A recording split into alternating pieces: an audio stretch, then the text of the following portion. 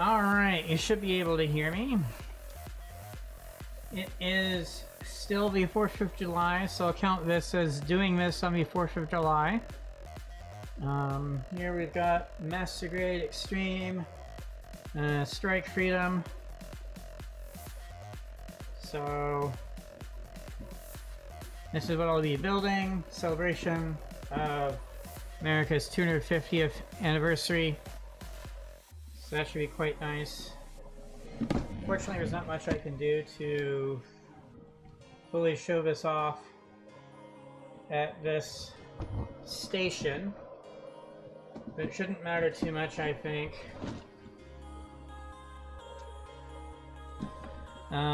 So I won't be doing a proper unboxing video for this kit.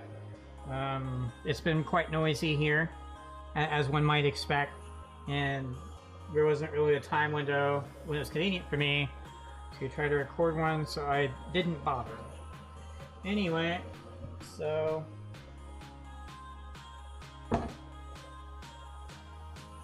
this is the inside it looks like.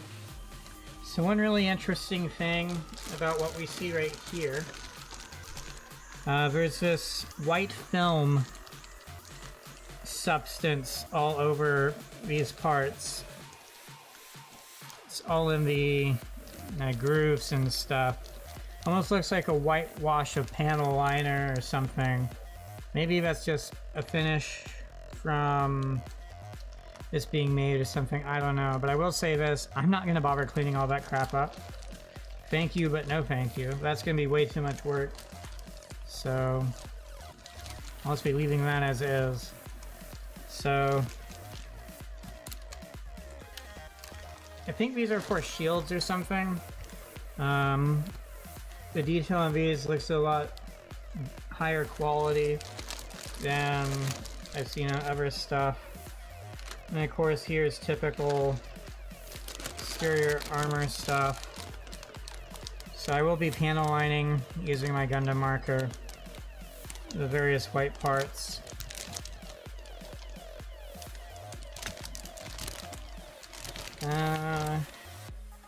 There's also different colors to the metal finish stuff. So this is let's see here. So this has a gold look to it, right? This has a bronze look to it. And that's what I'll call this, a bronze look. And then here is, I guess it would be more of a gold look, but it's a slightly different color than the other one. I'm not sure how easy it is to tell, but there is a distinct difference. This is more of a yellowish, whereas this is more of a goldish. So we could call this gold yellow or gold plated, and this is just gold, if that makes sense. I don't know. And then over here,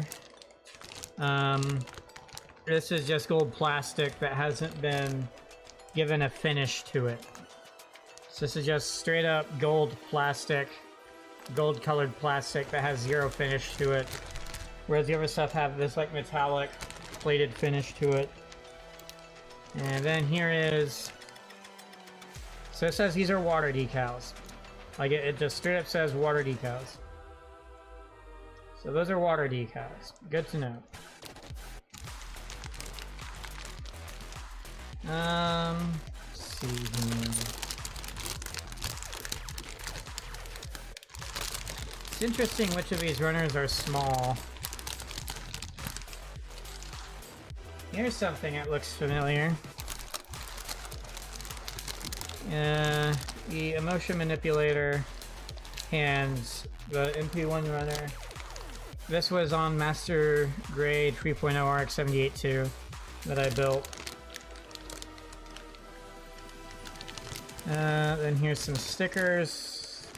I'm not sure if these are called 3D stickers or whatever they're called. This is called plastic sticker. These look a bit thinner than what I used on another one, and oh my gosh, is that absurdly tiny. I don't think I can even do anything with that. That's so tiny. Oh my gosh, I don't have anything that small. That's insane. How the heck would I even use that? Oh my gosh. Like, I genuinely don't have anything that can deal with that. I don't think any of the tweezers I have are thin enough to deal with that. That is insane. Okay. Then here is some other stuff.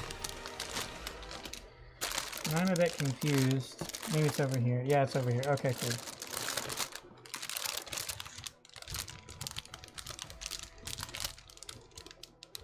This could be weaponry, I think.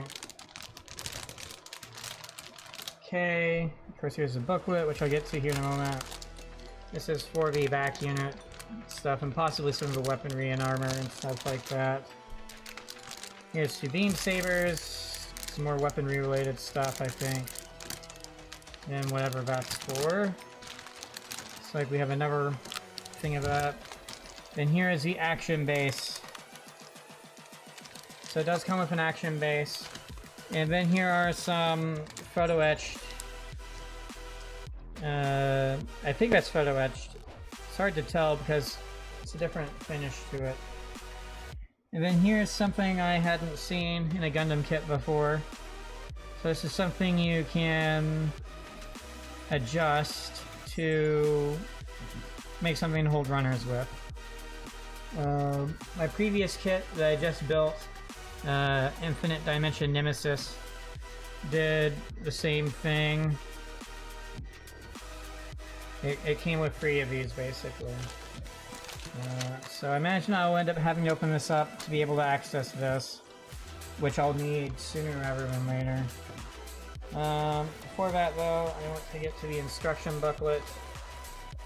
Here is the instruction booklet. Cool.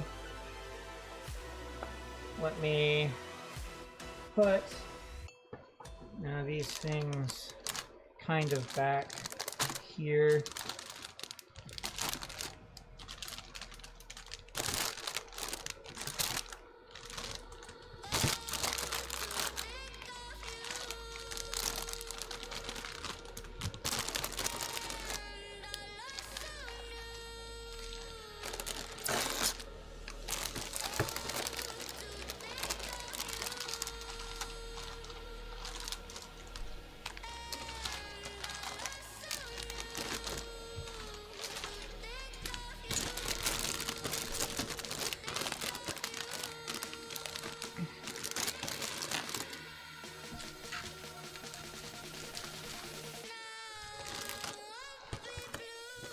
So let me move this out of the way here real quick.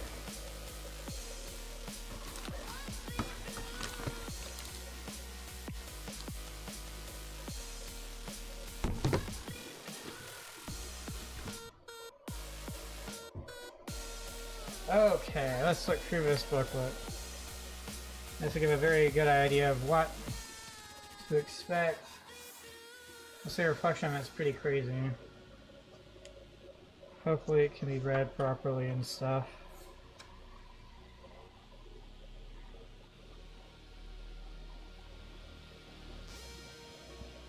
Okay, so just, I guess, pamphlet selling points and information about the kit. 6 different materials, 3 types of special finishes, 2 types of metallic parts colors, and etching stickers come together to create metallic expression for the internal frame. It shows the different types here. And then you see what it looks like.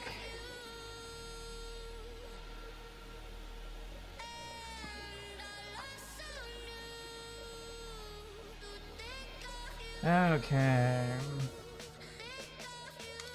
And of course here we have indicating all the runners.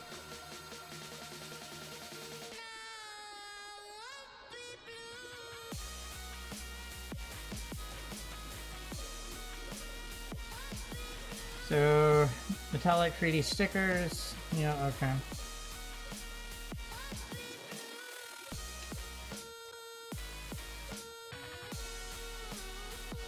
Okay. I'm not seeing any new type of anything here that would... something I haven't done before. Okay.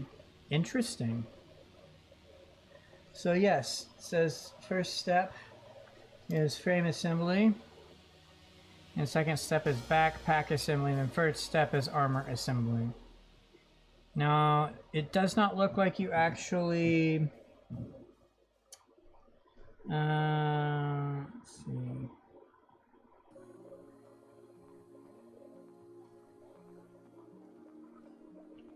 Yeah, I don't think you actually apply this until after this step.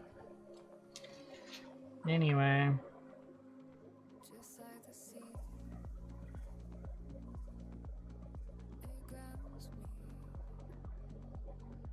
I'm confused.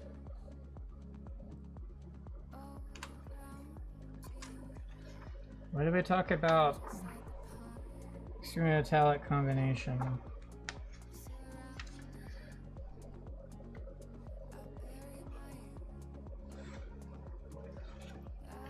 Like, okay, but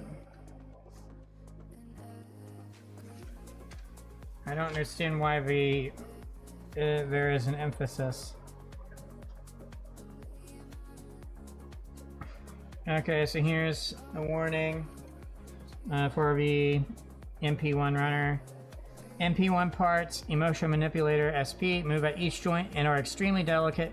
Do not move finger joints except in the direction indicated in illustrations in this manual. When moving finger joints, hold them at their base and handle them gently and with care.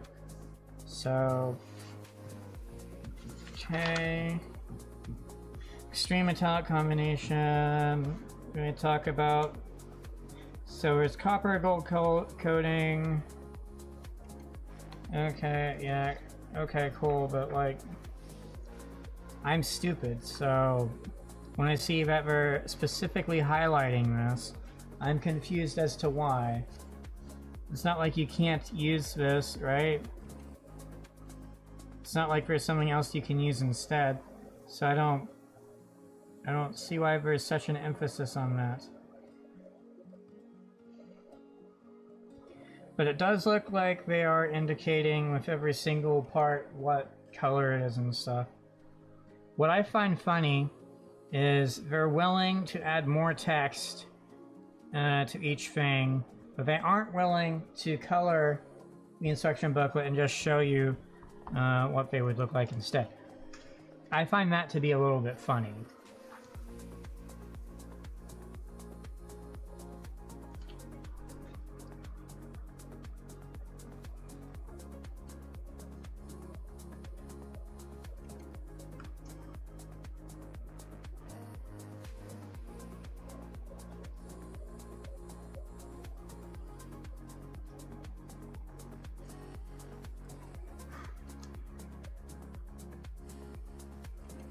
So they have all sorts of different hands in this model kit, I believe.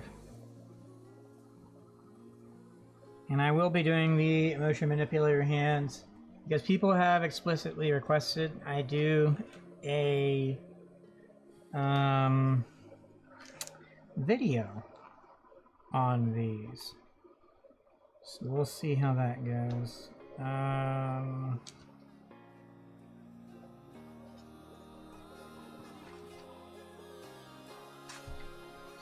So that's where that would be okay. So it looks like it does go in traditional order as far as what's having you build. So head, then chest, then arms and stuff.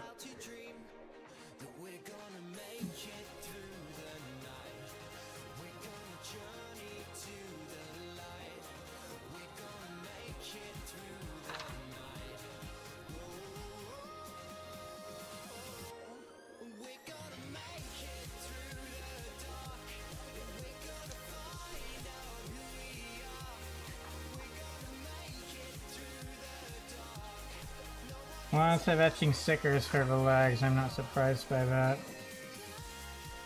Alright, then of course...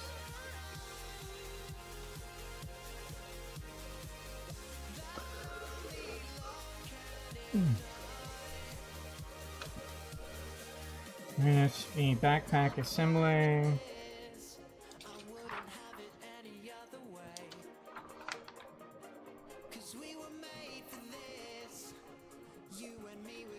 And we have the armor. It looks like it goes in the same order.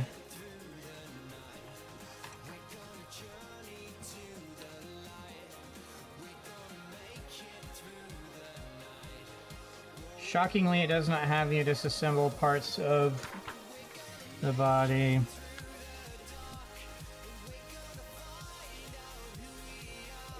Oh, it does. It has you take off his feet.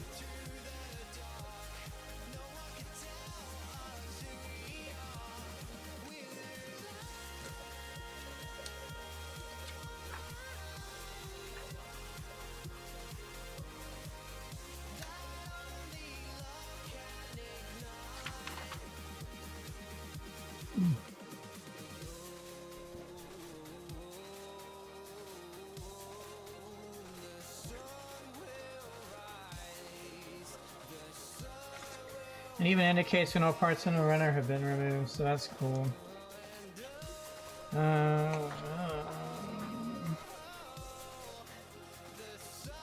Oh, okay, so those technically aren't part of weapons. Yeah, then it finally has you do that.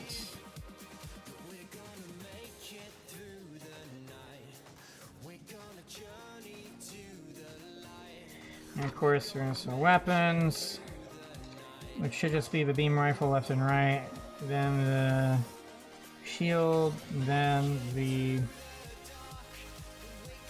beam sabers and stuff. Then it has you do the action base.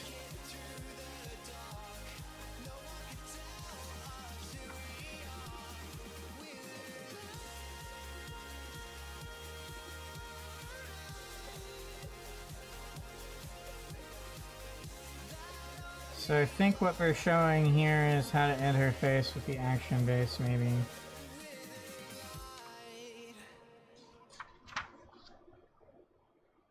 It says how to expand the wings. That's something I would want to do. So it looks like you have to take some parts off and put them back on.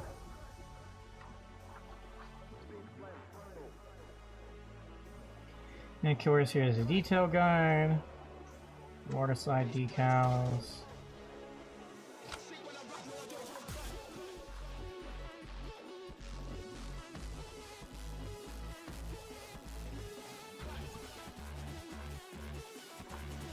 I was hoping to see more pictures of it on the action list.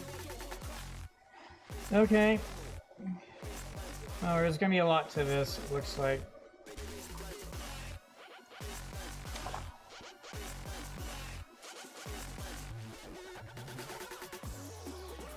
Okay.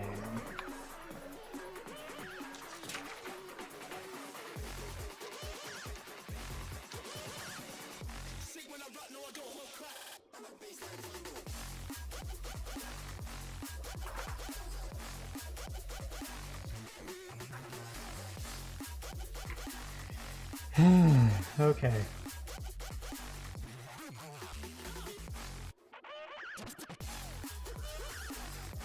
So let's figure out the first I need to get the runners figured out.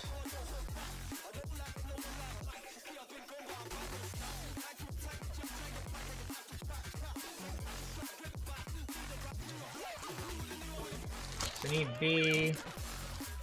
This is what they call yellow gold. I do need this runner for this stuff. Okay. Do I need C? C. Do not need C. So we'll keep that out of the way. I need D. F1 is metallic gray.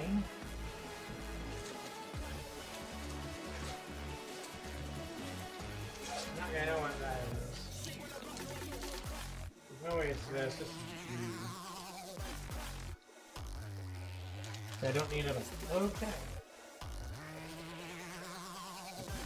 This is C, so it can't be that. I'm not seeing any metallic gray. Okay. K1 and L1. Here.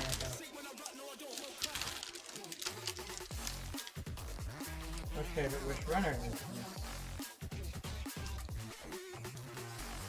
I definitely need this at some point. but I'm not seeing any indication of which runner this actually is. Okay, E1. It's right here. Well, that was fun to figure out. E2. So it's E1 and E2. Don't need that anytime soon.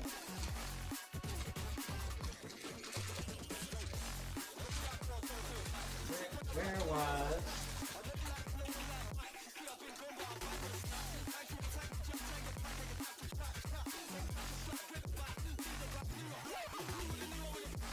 Thanks for the encouragement, I guess.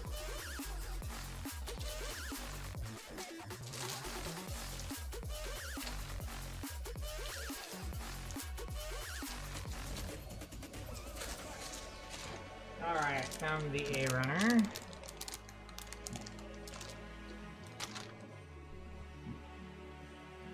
Still need F1.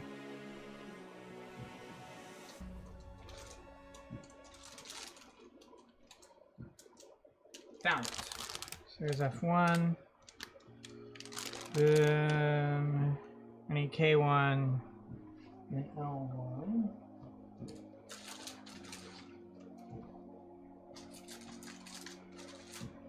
There's K1. There's L1, I think. Okay, cool. So, yes.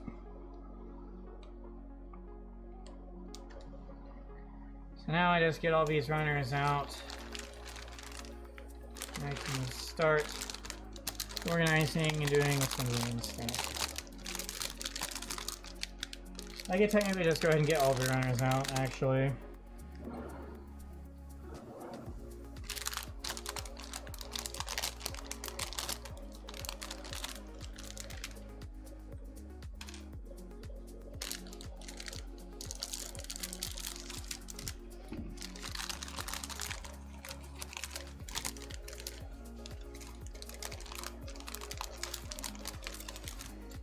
Okay, here is L1, which I need, K2, which I don't.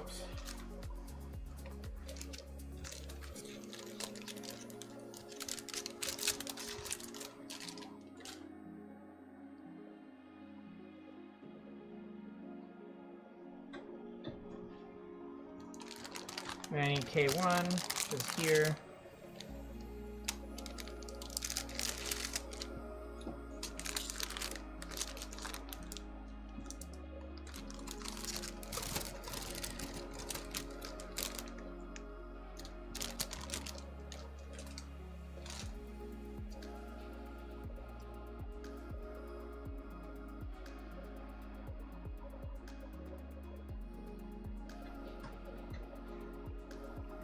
Okay. Then it was F1.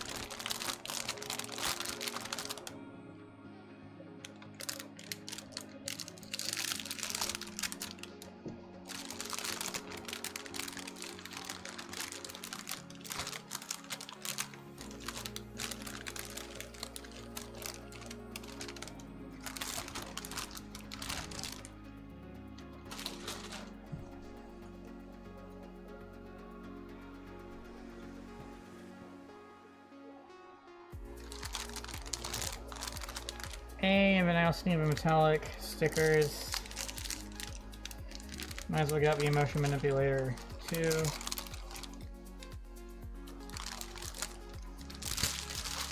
Okay. So this is the MP1 runner. This is something I'll somehow edit out and make its own dedicated video for once I get to assembling this. So looks like there's some other hands here. 3 different hand types.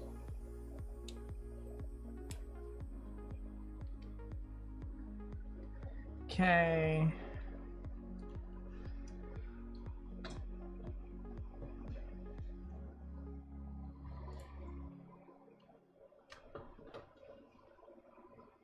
Then need the D runner.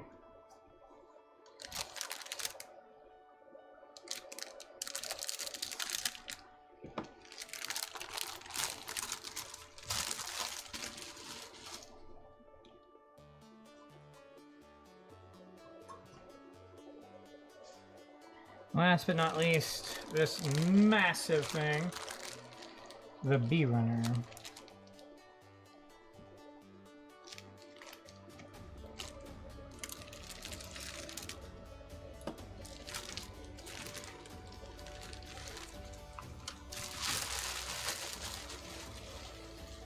It really is massive, isn't it?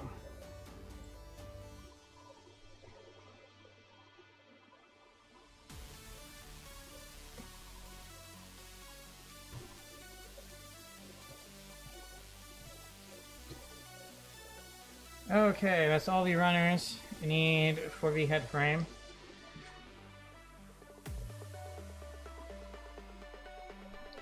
It's 1/100 scale, so it's a master grade.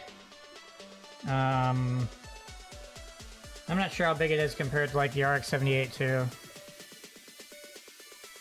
But being the master grade extreme, it does have a lot of runners to it.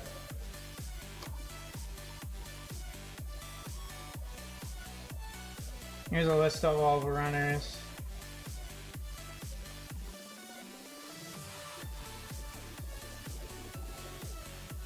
Some of these have ×2, like this one right here has ×2. Then, I guess that's the only ×2 here. And it comes with the action base, of course. Yeah, this is the Master Grade Extreme. Strike Freedom. There's Master Grade Extreme, it's supposed to just the Master Grade. There's a lot to this instruction booklet, though, as well.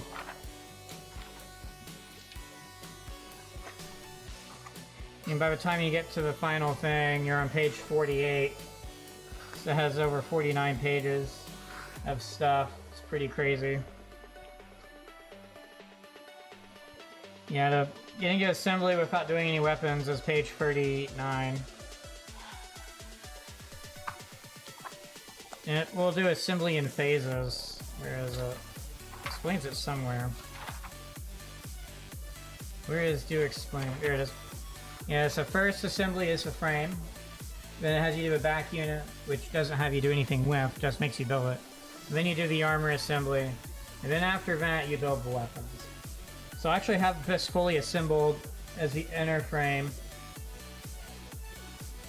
Well, my previous build was very similar.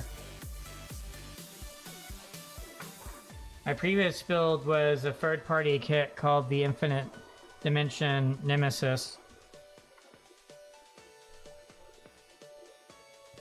Should be able to pull a picture of that. Hold on. What's that supposed to mean?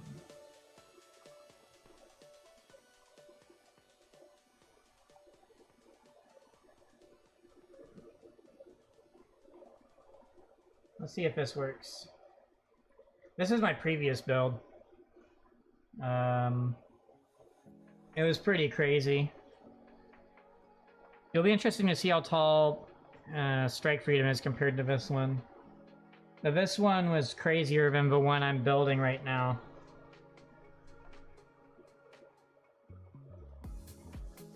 It had me build in a similar way too. It had doing an inner frame, and then it had the extreme structure that goes onto the inner frame that adds even more metallic stuff to it. And then it had you do the armor assembly. And then after that it had you do a back unit thingy. And then the weapons, and then the action base. So this one streamlines process a little bit. But the details on the Nemesis was crazy. If you think this sticker sheet is big, that sticker sheet was like this. like this wide and like this. And then it had a thing of photo etched stickers as well. It was pretty crazy.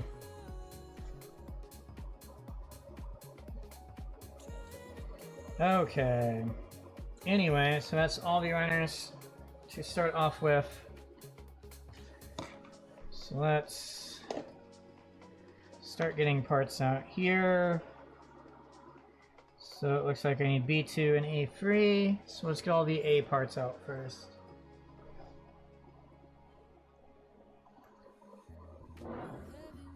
Where did I... It's over here. Okay.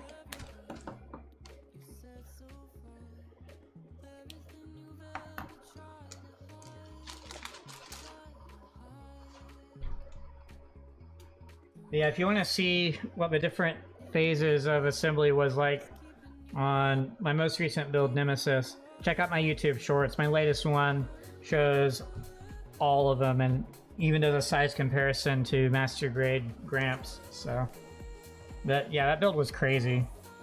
It was price wise, it almost cost as much as this one. This one's like $30 more. So A3 is right here.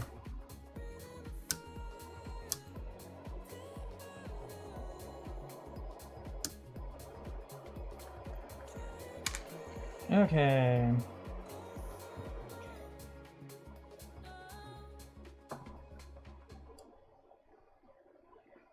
A1. Okay, so it looks like I can choose between clear eyes or solid color eyes. So it'd be this weird yellow color right here for the eyes. Or if I just want to have the solid white gold. So I guess that's the first thing I have to decide on. I may just do this one though. It was this one, right?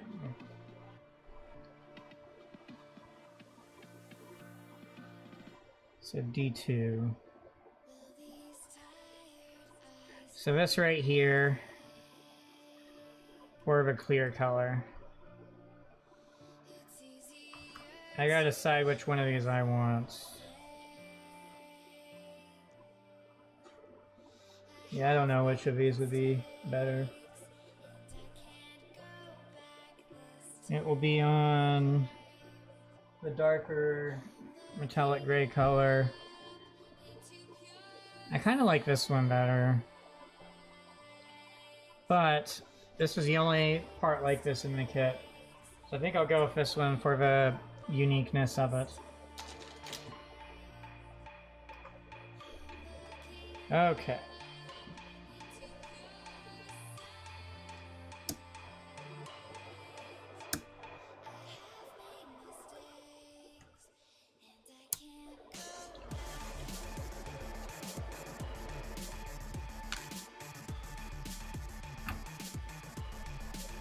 Then, anything else from me, runner? Shockingly, no. So it's basically just 1 or 2 parts from each thing. Okay.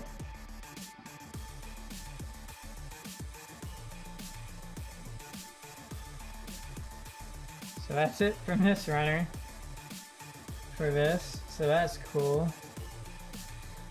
Need some... So just need 2 parts from this runner. It wants B2 and B1, which both look insane, by the way.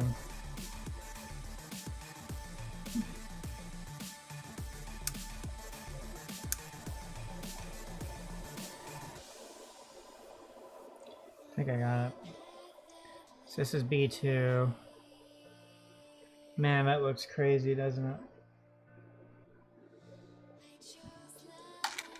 Of course, got B1 here as well.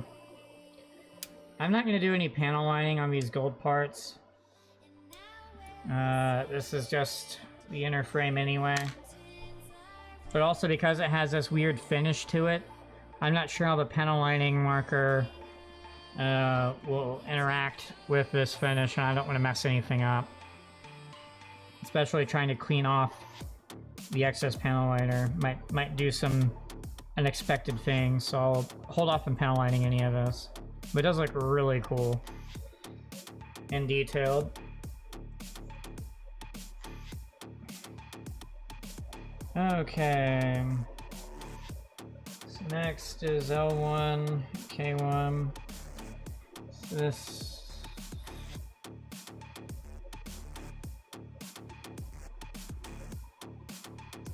It's right here. It's K1. And I need the first part. It is tempting to kind of panel line, I'll admit.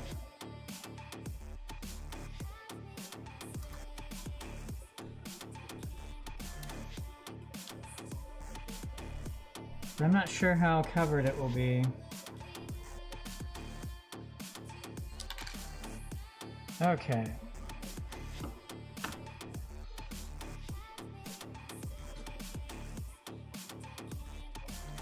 Next I need L. I need second one here. This one right here.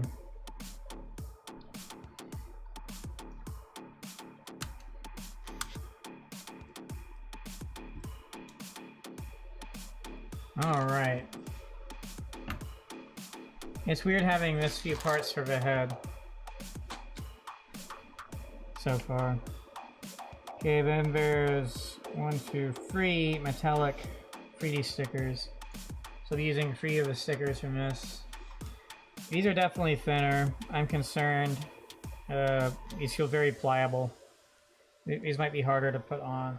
What was nice about the similar stickers I had on my previous build is that they were thick, like 1 or 2 millimeters thick. And as a result, that meant they were stiff. You couldn't bend the sticker itself.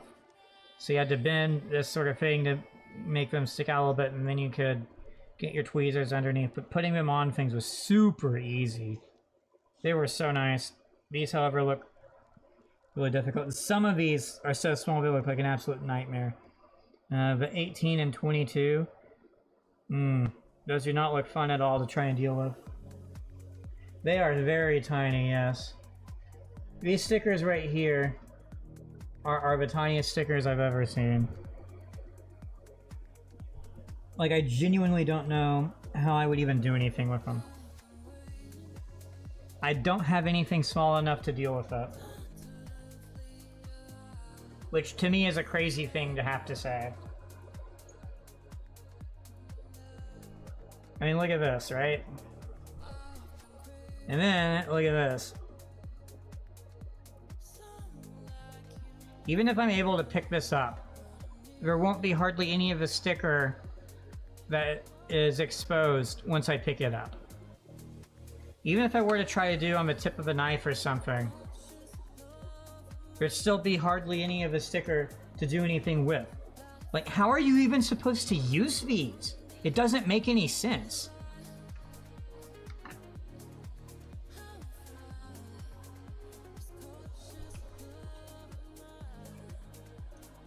Now, I do admittedly have some tweezers that are a bit thinner. Hold on.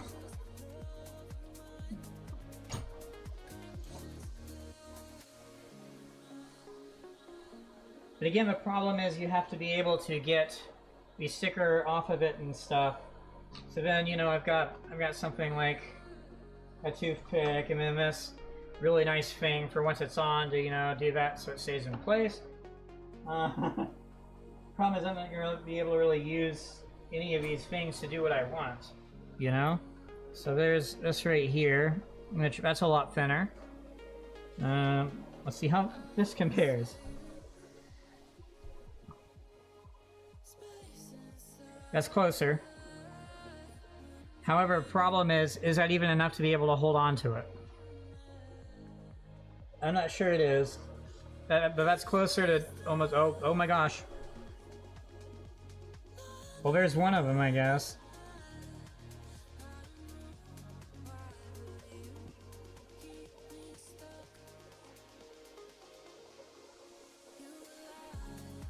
So this one might actually work, considering how I just accidentally moved one. So I'll have to keep that in mind. Then I have this one, which is a bit thicker.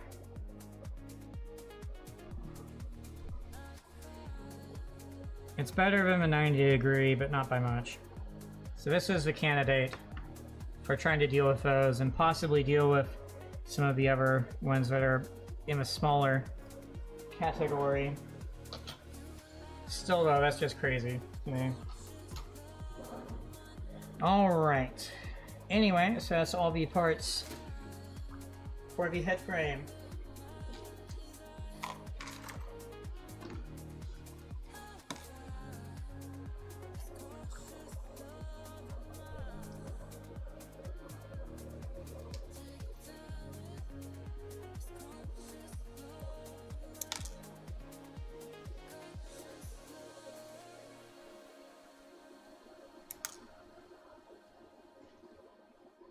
Now, I have seen some really small stickers before. You know, on real grades, some of the stickers might be really small.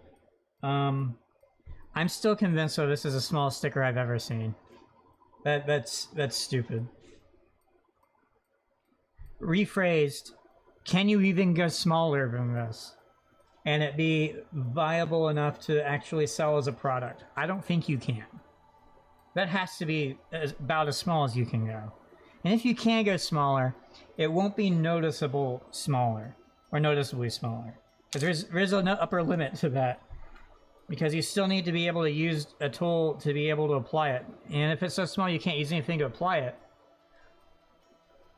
no one's going to be able to use it.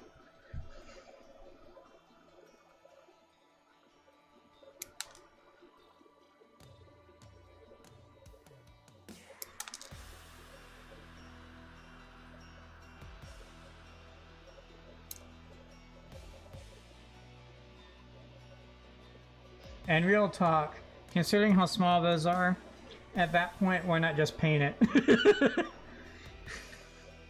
Just a tiniest dot of paint. You might just get a little bit of a tip of a paintbrush to touch whatever it is you're trying to get that color and you're done. You know? Like, what do you even need those stickers for at that point? That's that small. Just paint it.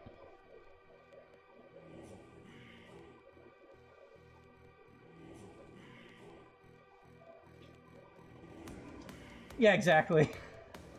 It's so small. Let's see here. I hate how this is attached. It's attached in such an awkward way. And messing up the fin itself. I can't imagine a real grade extreme. A hypothetical real grade extreme.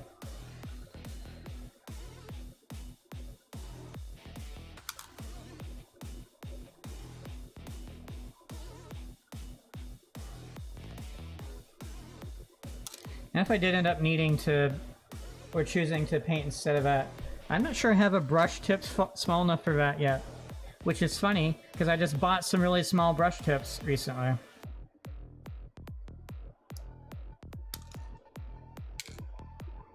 Actually, you want to see them? They look really cool. Really nice brushes, actually. Here they are. So these, you can get to roll over properly. I guess I can't. Come on, you. You're not going to be able to read that. Oh, well. Maybe if I do this. There you go. This. You can even read any of that. This is a Raphael brush. And this is a Kolinsky red sable brush tip. So this is made out of Kolinsky red sable hair for the brush tip. Like it's authentic red sable. Anyway, so this is a size 00 right here, which is still pretty thin. But if you notice, the tips on these right here, which is a size 2 and a size 0, are actually a bit thinner and smaller at the end. So I could, in theory, you know, just get the slightest tip of that and then just, you know, like boop, and it do a better job of that sticker.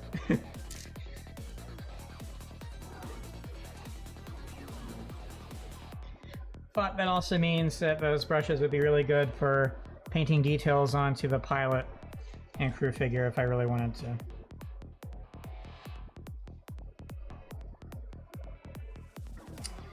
So it looks like we did decide to undergate this. It'll be interesting to see if these have the same issue. It looks like it will. Okay. So one of the fun things about parts that have a plated finish to it, be paint or some other thing, just some sort of finish to it that isn't exactly the plastic, means that the plastic underneath is a different color. So anytime you're removing a nub, wherever that nub is removed from it will be exposed, and it will look very different color. And that's where undergating is ideal.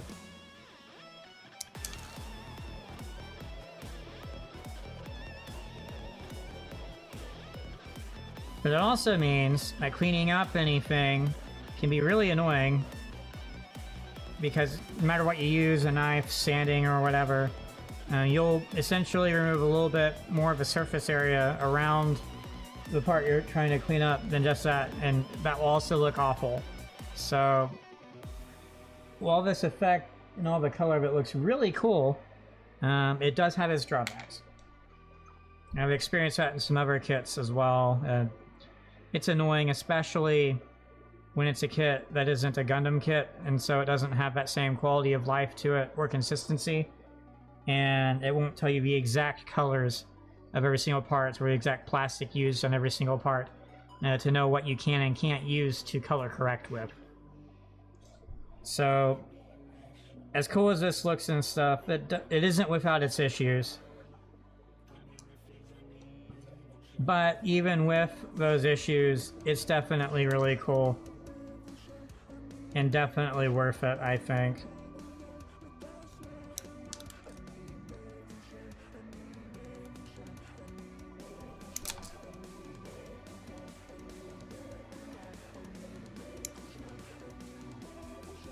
So the example, if you look here, where I just removed that, you can tell it looks very different, almost whited out and stuff, and that's just the color of what this would look like if I were to sand down and remove that finish.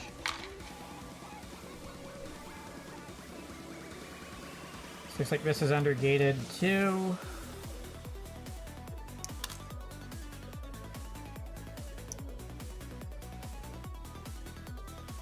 Looks like this one sort of bent itself off.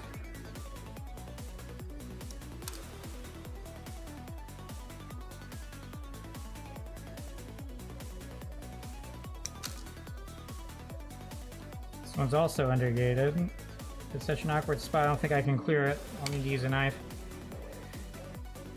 Okay, so I don't think I got out the F1 part. So that's the part I need to get out now. So next is F1-1 right here.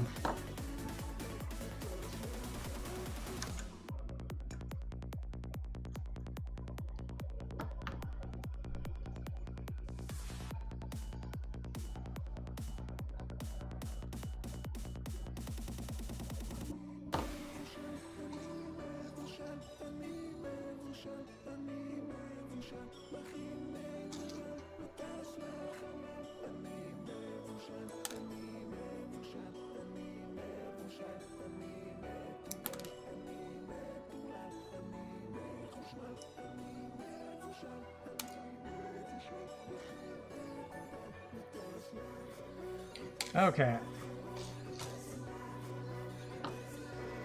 So there's that done. So now I can clean up all these parts using my hobby knife.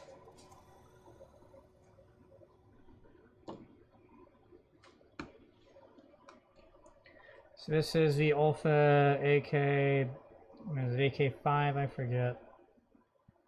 Of course this won't say what it is either. Anyway, this is a very small blade. For comparison, here's what a traditional hobby knife blade looks like. It's a lot smaller comparison. But I like this one because the blade feels sharper. It goes dull a lot faster. You can swap them out. And for a lot of the stuff I do, I just feel like I have a lot more control over the blade using this small thing.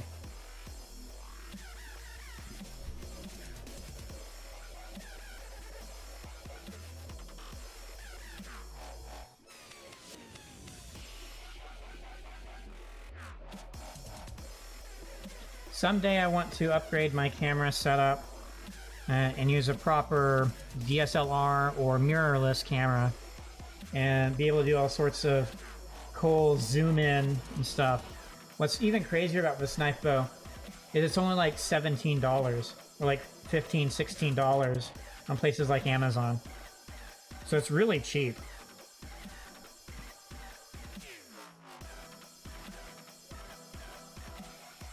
And for this use case, it's one of the higher end or better knives. So at that point, why not get it, right? I got both of these at the same time when I decided to commit to learning how to use a hobby knife. And I just felt way more comfortable using this one. And then what I like to do is I like to wear an apron. Because you'll get bits of plastic that get stuck on here and the blade and stuff, and it makes it hard having to turn the blade and stuff. But if you can just wipe it off, you know, that's good. And that's why I wear an apron, so I'm not wiping it off directly on my clothing or risking putting the blade through my clothing. Use a bit of a thicker apron to do that for me. But if I were to ever get a nice camera like a DSLR mirrorless, I'd love to be able to zoom in and do all the close-up stuff so you can easily see exactly what I'm doing and the end result and stuff, as opposed to just this tiny blur.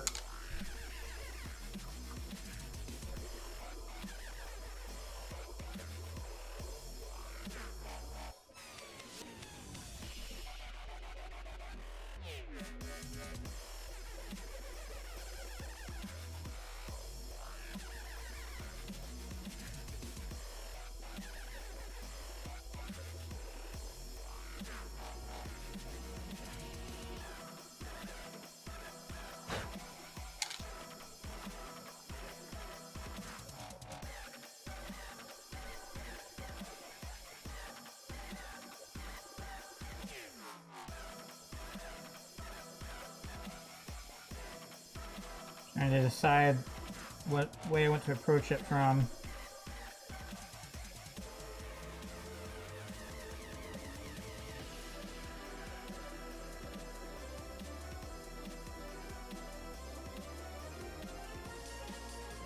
That should work.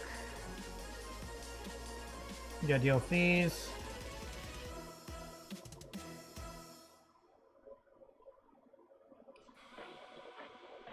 So far, I only do straight builds where I don't really do any painting, and because I don't have a lot of free time, I also don't bother adding a bunch of decals and doing top coat and stuff.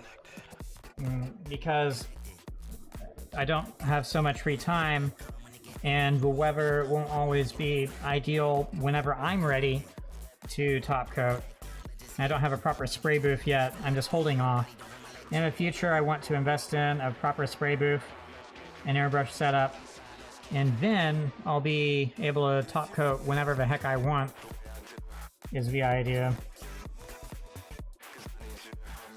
But for context, that means I don't really do much to these parts during assembly. So this hobby knife, this nipper, I do every, like, these are the only 3 tools I need for assembly. Anything else I need is just for detail stuff. You know, like using tweezers for stickers, or for the panel liner, and then to clean that up and stuff. But as far as the actual getting the parts ready for assembly, these are the only 3 things I use. And I've used these for quite a few kits now. Every once in a while, I'll encounter an odd part where I need to clean something up in a way that the blade can't really get to.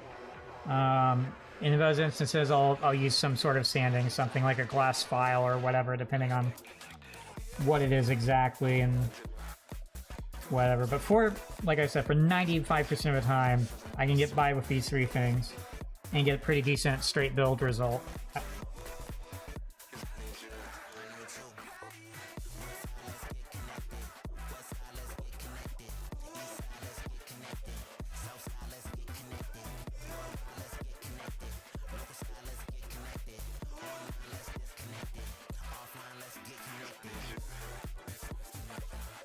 I will say that trying to clean all this up on parts like this, knowing that I'll make it look even more awful, just trying to smooth it out.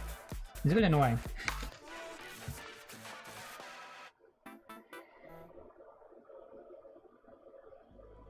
And this one I know.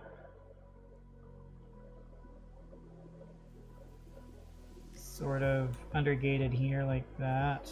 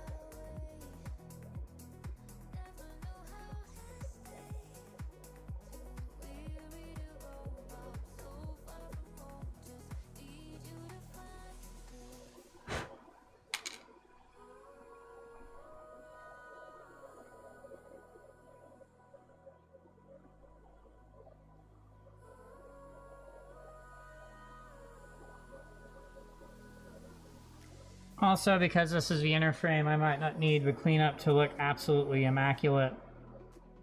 But I do at least want to smooth things out so parts can go into place properly. Okay. Finally ready for assembly of the head.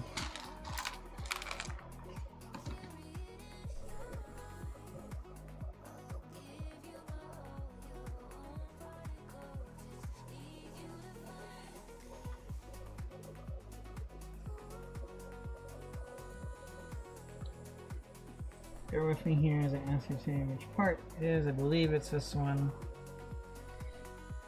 It wants to go this way.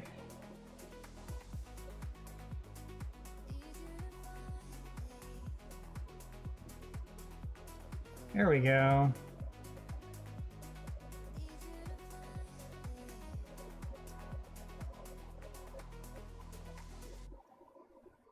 Can't tell if that's correct or not, but there it is.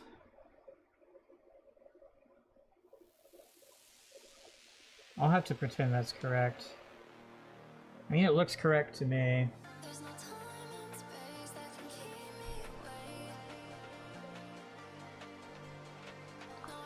I'm gonna put this part on the back.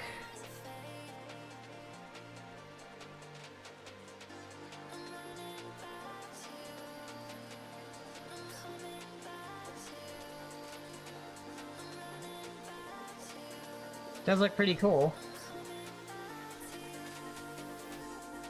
Can't imagine how annoying it would be to build the perfect grade Unicorn Gundam Phoenix with that gold plating and stuff.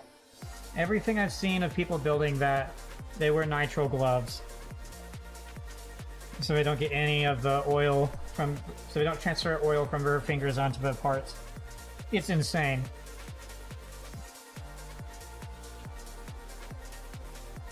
Okay.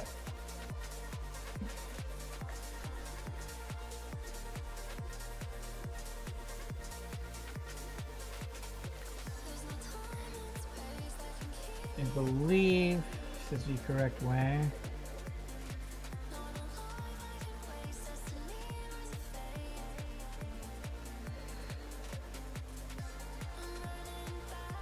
It's incorrectly, so there we go. It won't autofocus because we've got the camera set up, so zooming in it won't look cool. But you can sort of see through it, you know, so that's cool.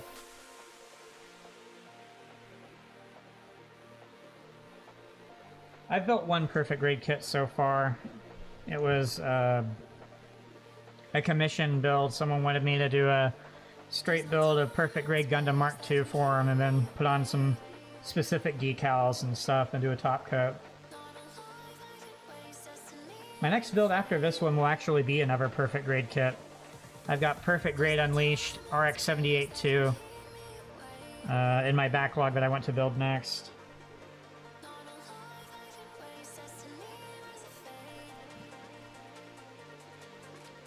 Oh, I see. So this won't actually stay in place until I do this.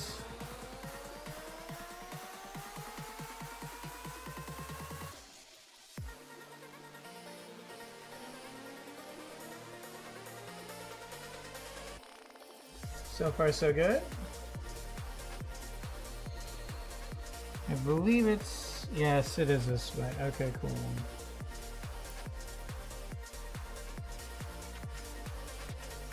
So far, so good. I'm choosing not to panel line some of this. This bluer part here that I just put on has some detail here that could look cool by panel lining it. But I'm holding off because I don't know how it will look with the armor on.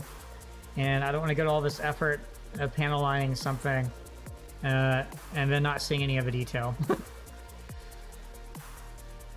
This looks pretty cool so far. You lose out on the color of the eyes since light's not going to really reflect off of that.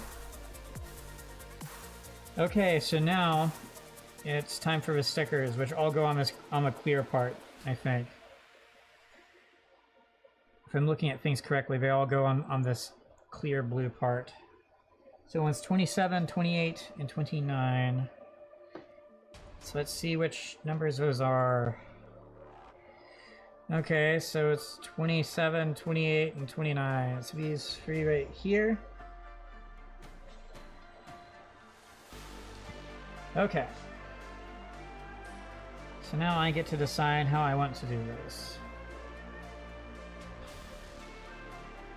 Now, admittedly, I don't really have an easy way to hold on to this. But I can do this here. So this is a really cool spherical vise that I've got.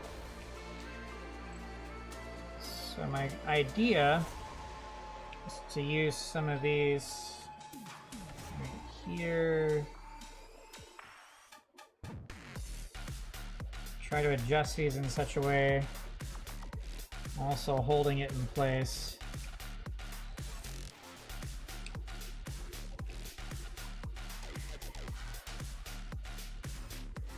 See if that does what I want.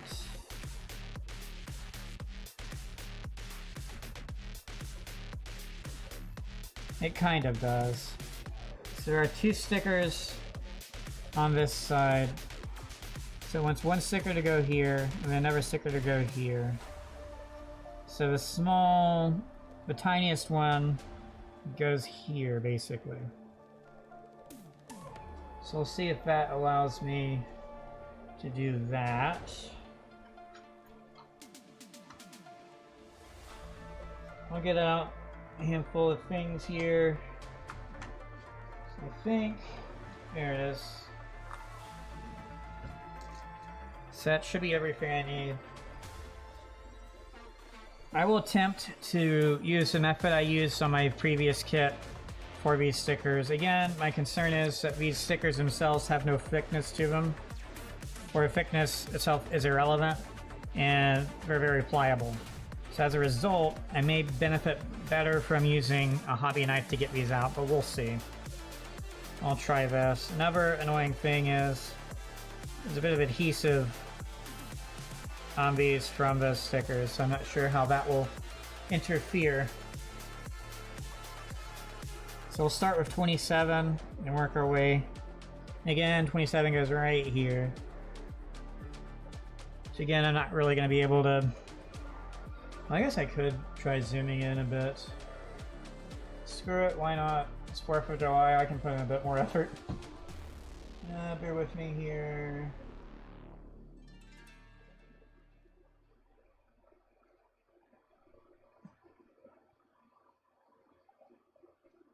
I can do that. And I can pan like that. Now you can see that a bit better.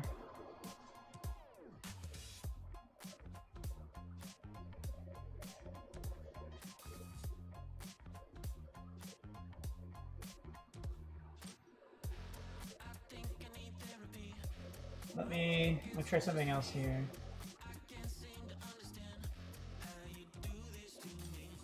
We'll do that then. Okay.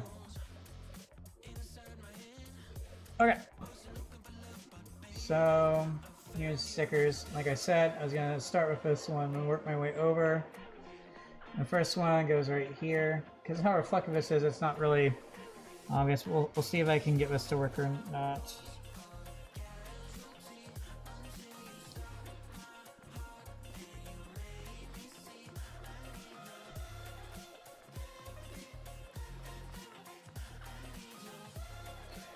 Okay, I got it. There it is. Let's see if I can do this properly here. Hold on to this so I can rotate this around.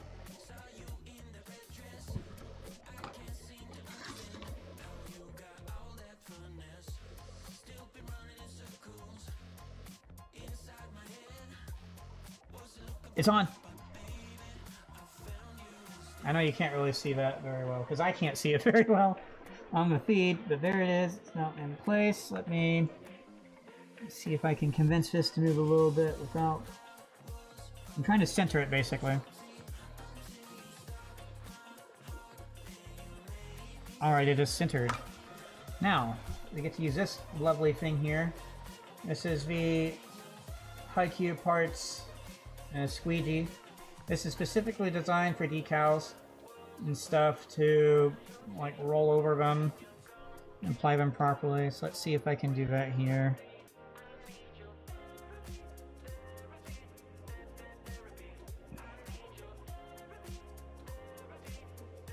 I think it moved on me. It looks like it moved. Hold on. Let me see if I can...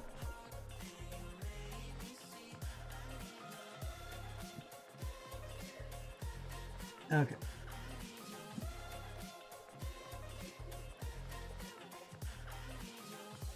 I don't get why it's... Oh! Okay. Not sure if you can see it here. Yeah, you're not gonna be able to see it. Yeah, as soon as I do that, it goes completely out of focus. Okay, but basically, there's a gap. So let's see. That means it's not actually on all the way.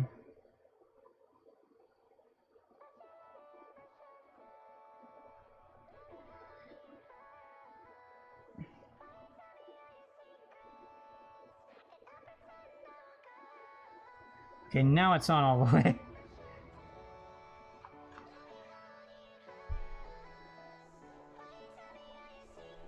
So there's some other stuff I can do with the camera. Hold on.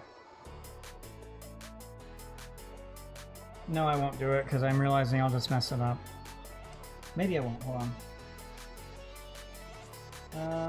Let's do this. So now it's set to autofocus, and we'll see if this helps. No, it just really hates me. Never mind then. I'm trying to use autofocus, see if I can get to focus in properly. With all reflections it sees, it's not going to. Okay.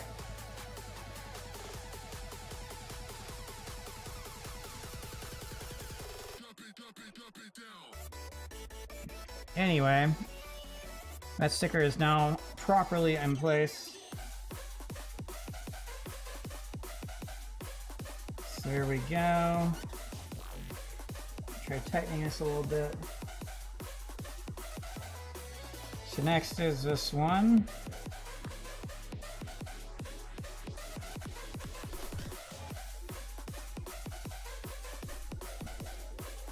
Which is slightly bigger at 28. So considering I was able to do that with this one, I might be able to do stuff properly. This one too. Let's see if I can do it.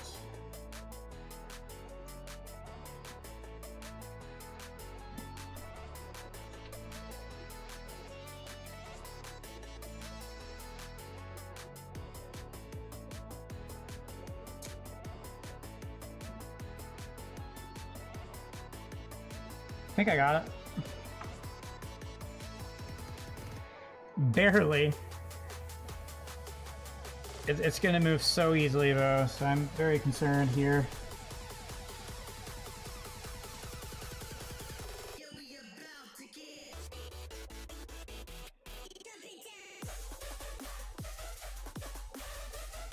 It's on.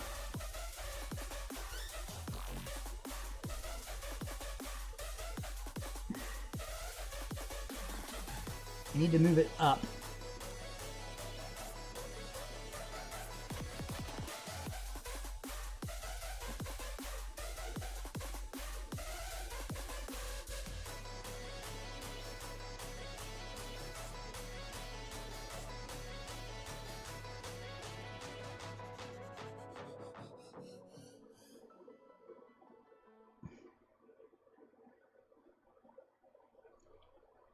Doesn't want to move up though.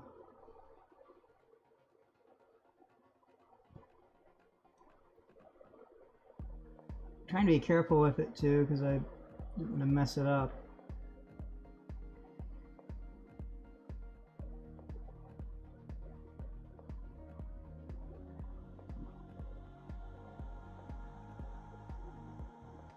That'll be good enough.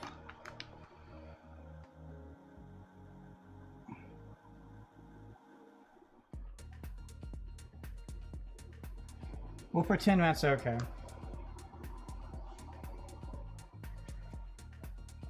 You can sort of see them here. Now I need the one that goes right here. It goes right here though. Another annoying thing is this part right here isn't affixed properly yet, because assembly is not finished, right? And this is just the inner frame. But this part can move a little bit, so that will be fun to try and work around. Bear with me here.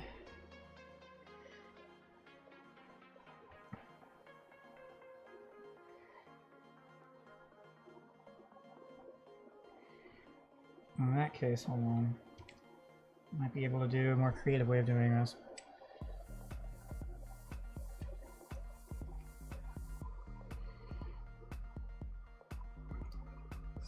This isn't the smartest idea, by the way.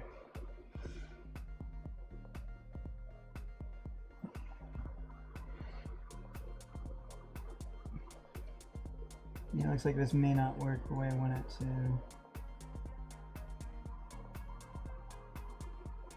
It's held in place well enough, should be good to go.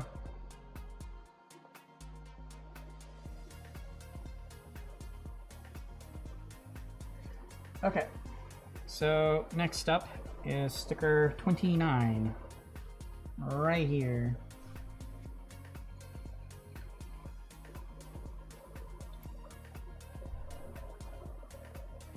This is a bigger sticker, but I'll still want to try and careful here.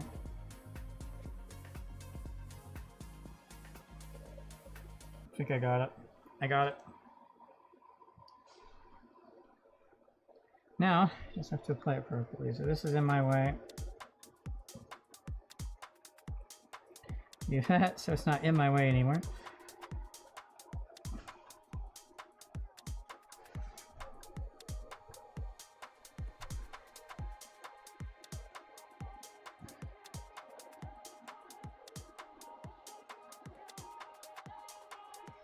It's kind of on. I'll need to align it, I think. If I look at it from different sides, I can get a better idea of where it actually is. The annoying part of it being on a clear part is it's harder to tell where the edges are for part and stuff and where it lines up properly. It's close though.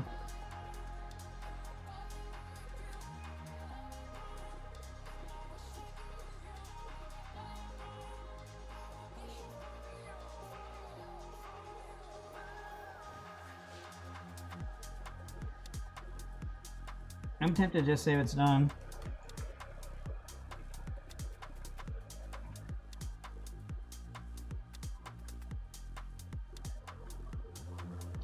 Okay, we'll say that's done. It's not perfect, but being realistic, I don't think any sticker ever will be. Okay, can move that out of the way now. Let me convince the camera to go back where it's supposed to go. Do that.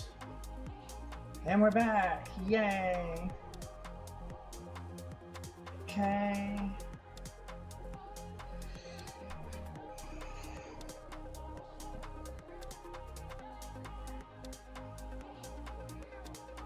Now it does mean that is the head unit done for now. So there it is. Woohoo.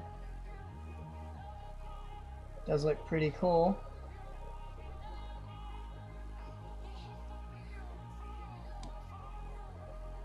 Okay, so up next. So it looks like this will need etching stickers. So I'll need to get those, and of course get out all the different runners for this. Let me put this in a container.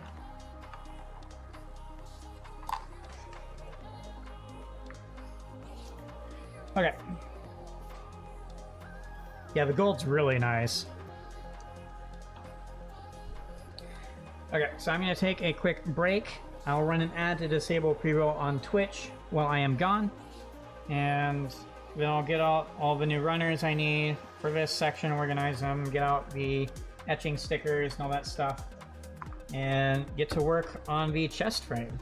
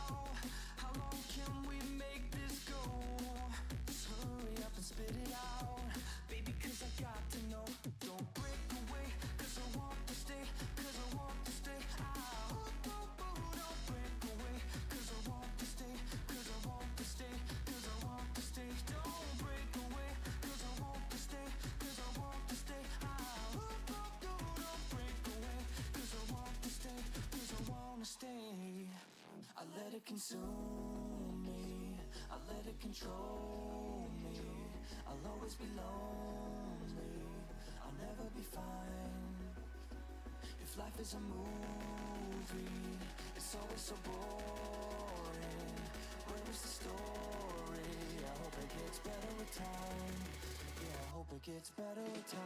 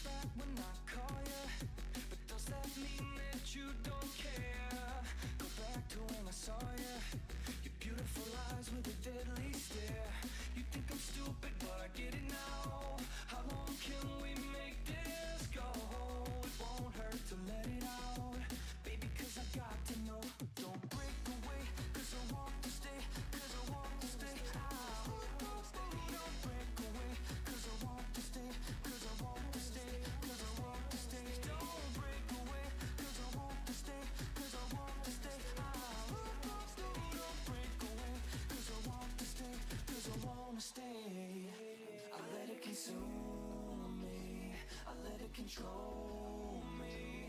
I'll always be lonely, I'll never be fine. If life is a movie, it's always so boring. Where is the story? I hope it gets better with time.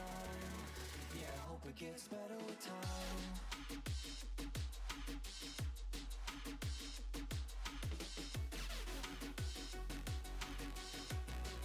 Yeah, I hope it gets better with time. Yeah, I hope it gets better with time. I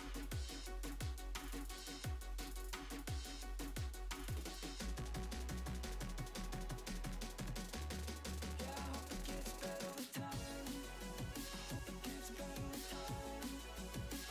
Yeah, I hope it gets better with time. I hope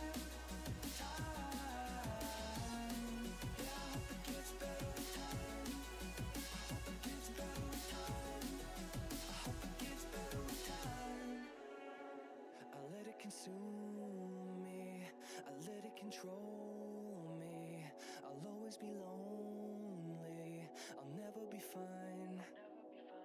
If life is a movie, it's always so boring. Where is the story? I hope it gets better with time. Yeah. Alright, I'm back. So here, went ahead and got out the runners, the only for this. This is the action base that comes with the kit. Relevance being, of course, these photo etch stickers. So I'll need to open this up to get to those. Move this over to the side here. So because that's where the photo etching stickers are, I think I'll open it up on this side. Move some of this stuff out of the way.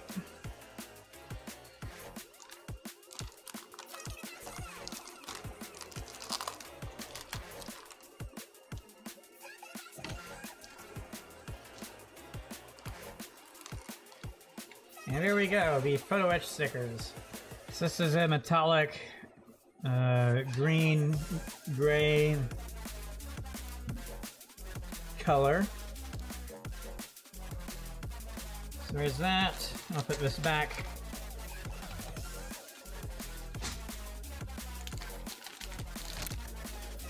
So this should be H1, I think.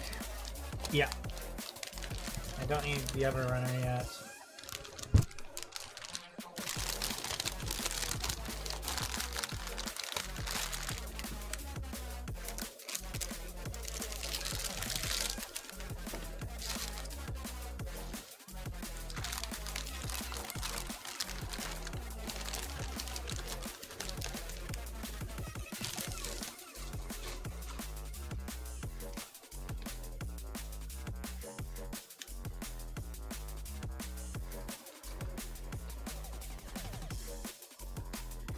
Next, I need MGEX2, which is here.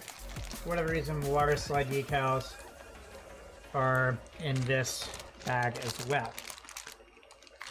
So I'll leave them in the bag, I think. I'm not used to a kit having the decals be in separate bags. I'm used to a kit having this special bag that all the decals are in. So this is a bit weird to me.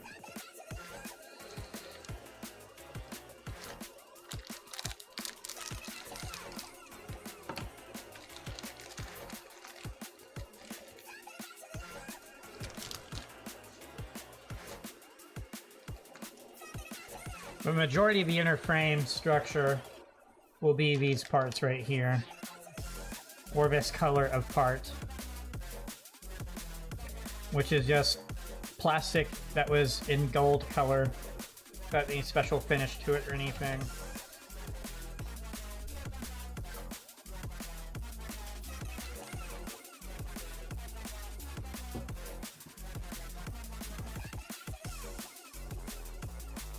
Next up, the Sea Runner. It has this cool brass color to it, which they call copper gold. Makes sense to me.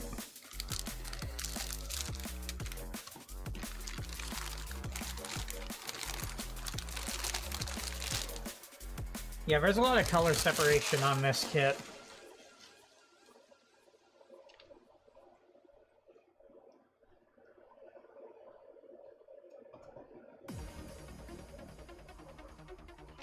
Okay, next up was E1, which I believe is the only other runner.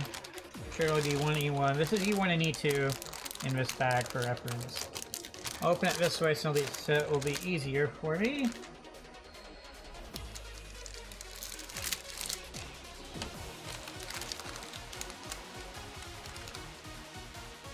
Oh, you did? Nice. Yeah, I've had this kit in my backlog for an embarrassingly long amount of time. Basically a year. And I figured what better time to build it than on the 4th of July.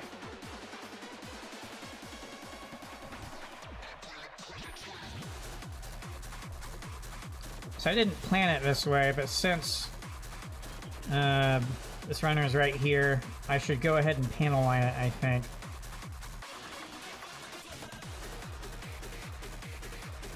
Forever, I didn't plan for this to be the last one I got out. But I should go ahead and panel line it.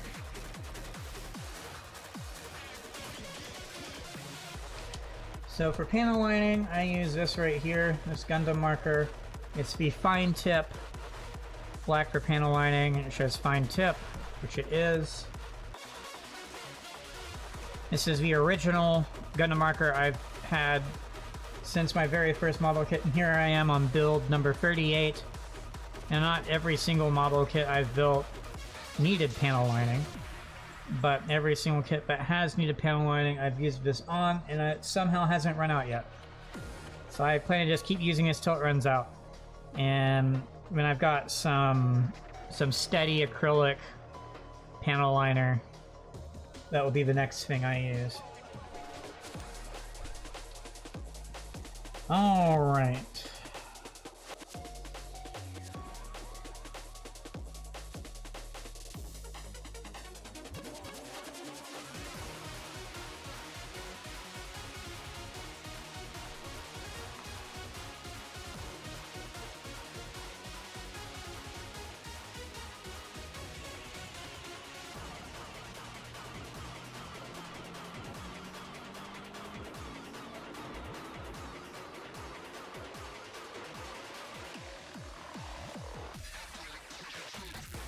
On the wing frame where it holds the wings. Okay. Ah, classic. Yeah. I'm not sure what it is with J runners and being parts that are that way and then break, but it's a thing for sure.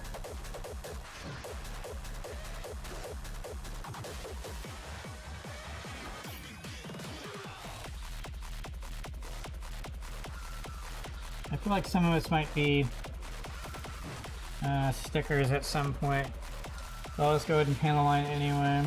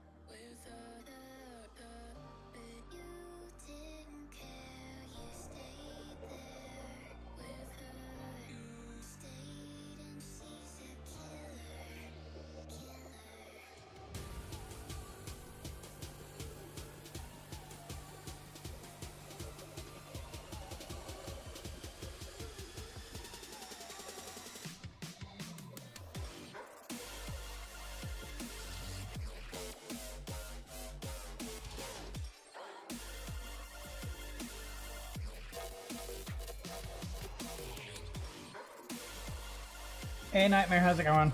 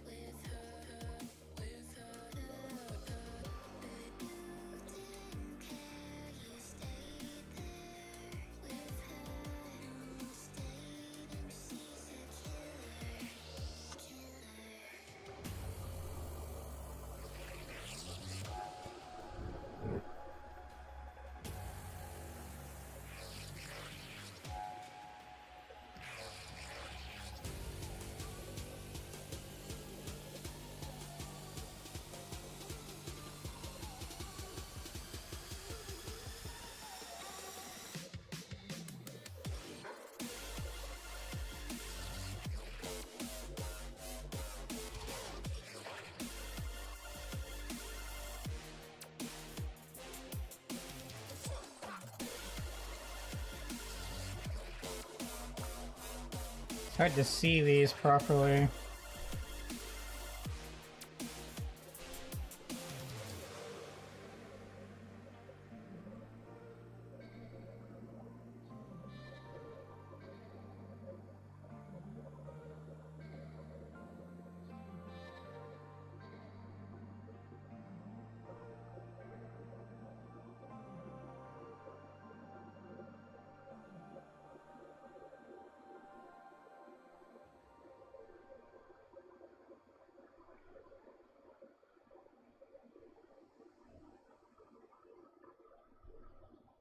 There's probably more here I could panel line,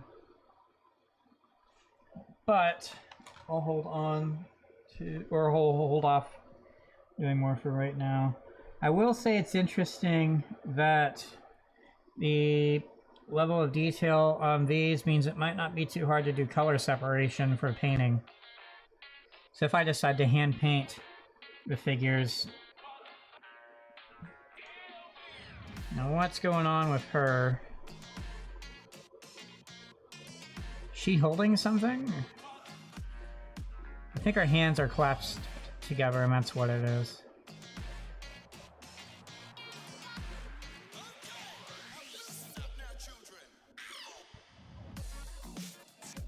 I'd say as far as panel lining goes, these are pretty straightforward.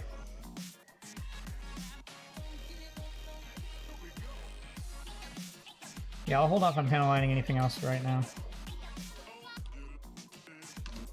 Well, it's nice to panel line everything while it's still in Runner. There's still an obvious downside to it. Specifically, when you get later into the build and you realize, oh wait, the sticker goes here. Then you have to do all this other stuff, and then you end up cleaning up a lot more panel line than you needed to put on in the first place. And if you do water slide decals, you especially have to be careful with panel liner. Because if you have to use things like Mark Softer or Mark Setter on your decal, guess what that does? It immediately pulls up the panel lining you applied. And in those cases, you might end up needing or wanting to do a little bit of top coat to then put the decal over the top coat while protecting the panel line.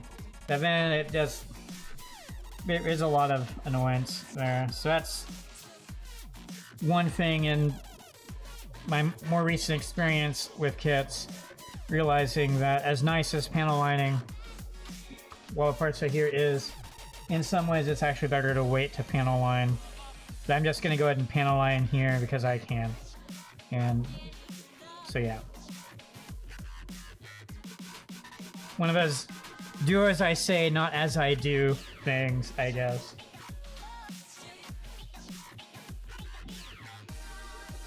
Depending on what you're wanting to do with your build. Okay, so that should be all the parts, or all the runners out. And now I can finally start doing assembly for this. Okay. I believe I have everything off to the side. Let me clean this up a little bit here. Move some stuff that's off to the side out of the way.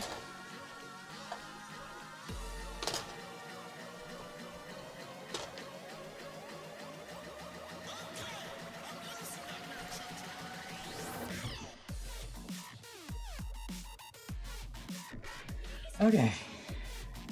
So now, to use these. Let's go in order, I guess.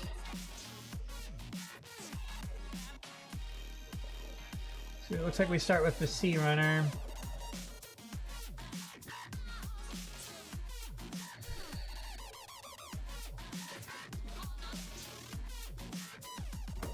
C5. Right here.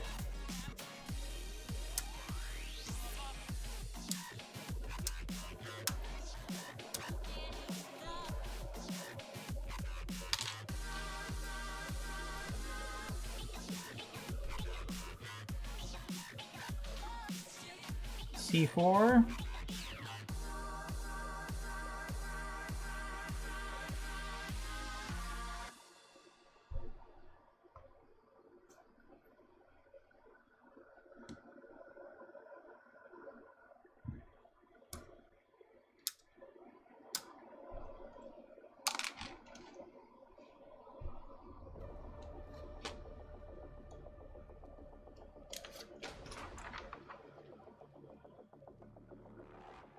C free.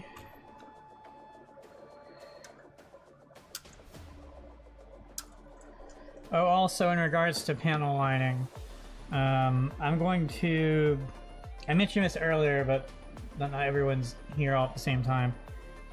For some of the, specifically the special finished parts, I'm not going to panel line. I don't know enough about chemistry to know if there will be any issues with the panel liner I use on these or the way I remove excess panel liner, so I'll just avoid using any at all.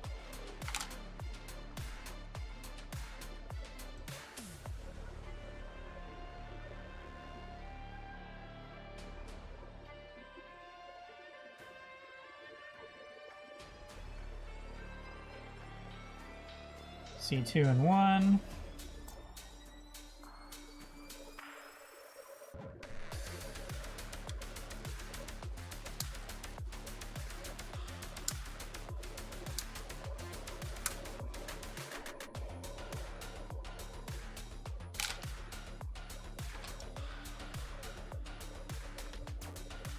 I believe that's everything for the C runner.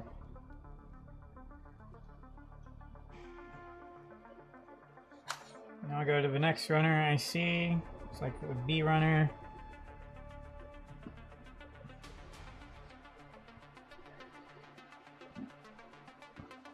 So 5 and 6.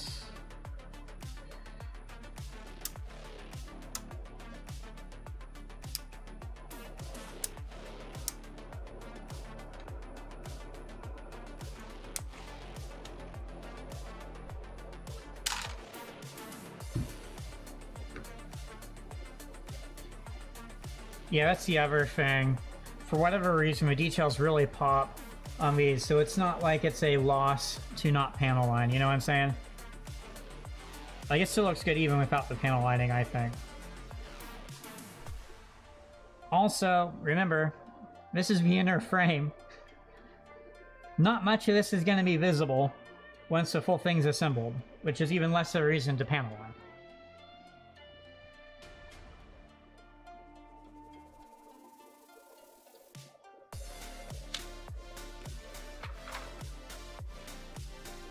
Okay.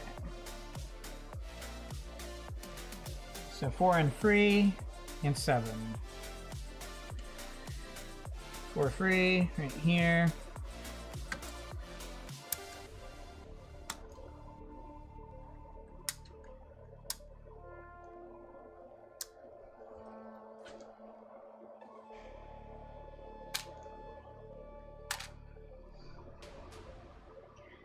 I can see why some people who are crazy collectors, but by crazy I mean we're heavily invested in collecting, buy kits multiple times and display them in multiple ways. You know, like the kits that can transform, such as the Zeta Gundam or the Wing Gundam or whatever, and getting multiple of those so you can see it in all its forms. But then also kits like this where you just fully display one of the kits in its inner frame only, and then have it also displayed in its fully assembled way. It adds up fast trying to do that, though. Can you imagine someone doing that with the Perfect Grade Unleashed new Gundam? Oh yeah, here's every single phase right next to each other, because I bought the kit 4 or 5 times. Great idea.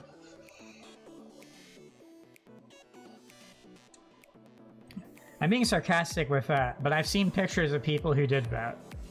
Where they bought the new Gundam, and they show the boxes of it just stacking the wall up to the ceiling, and they bought, you know, like, the kit 4, 5, 6, 7 times.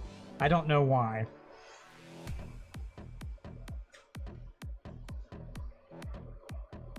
Okay, I'll find it eventually. It's right here.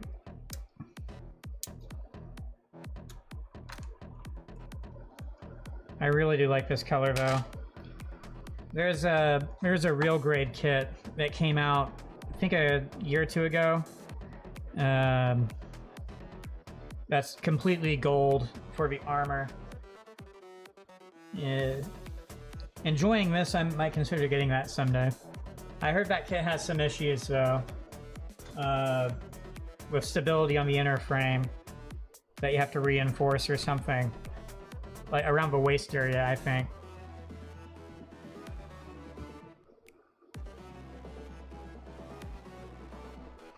But that could be a fun kit someday. I also know there's a gold plated Gundam from Zeta Gundam that would be quite nice to have someday as well.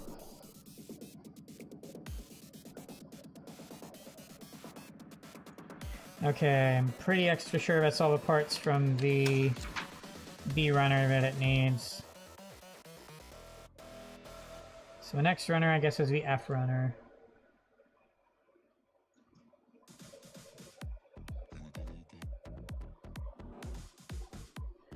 So 2 and 3, and 6.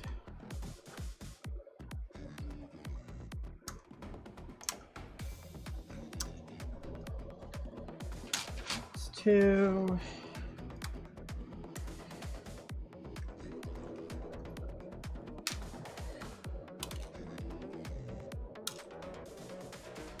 And here's 6.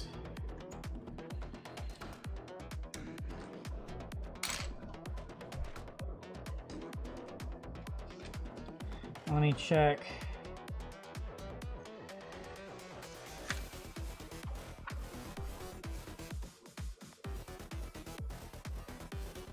Four and 5.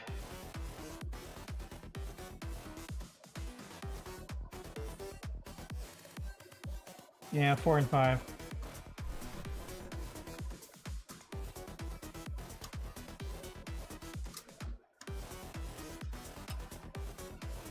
Oh yeah, the final result's gonna be crazy.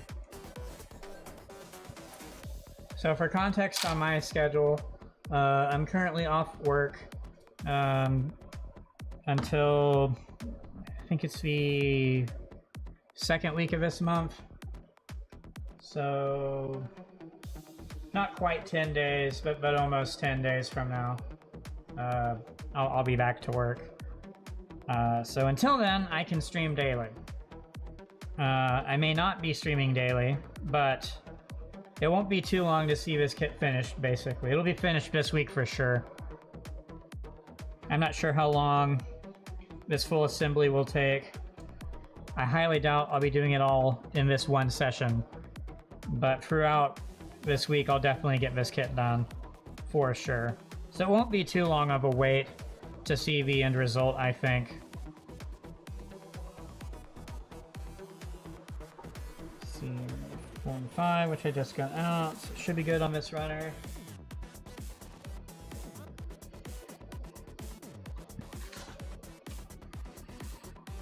So next up is the D runner, D5, that white gold. Is this the D runner, or am I confused? No, it's the C. So that's B, that's C. Where's D8?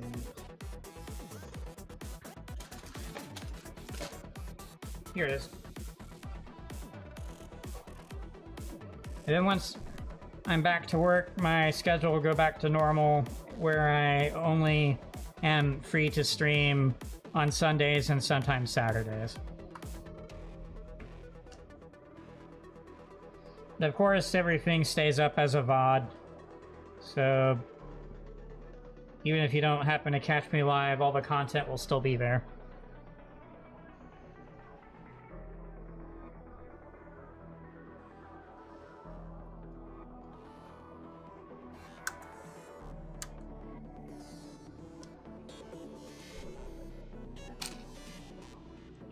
D3 and 4.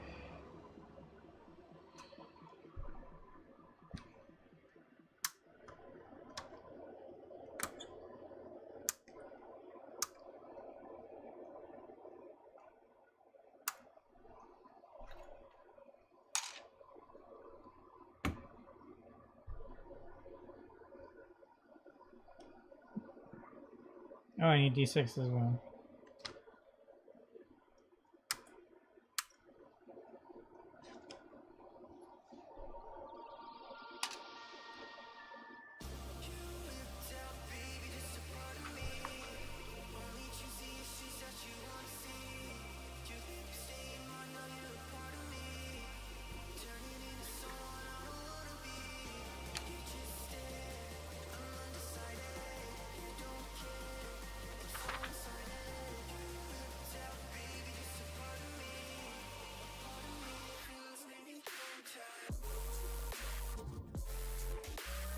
So that's it from this runner. I'm debating what I want to do about or with the pilot.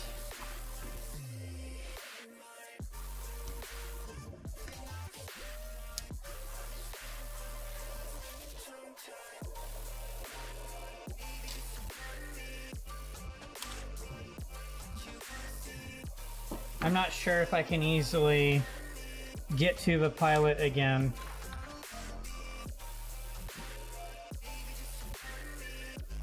And be able to take them out. If I can, then I can decide later to paint it. If I really want to. Keeping in mind that there may not be a point to that anyway, if it's not going to be visible.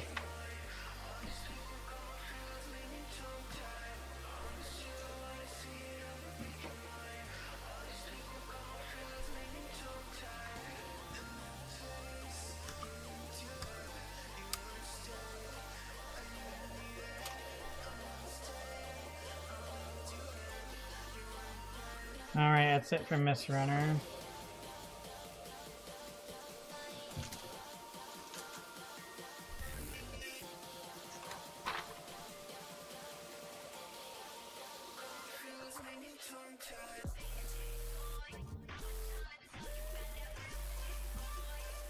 So, A2 and 7.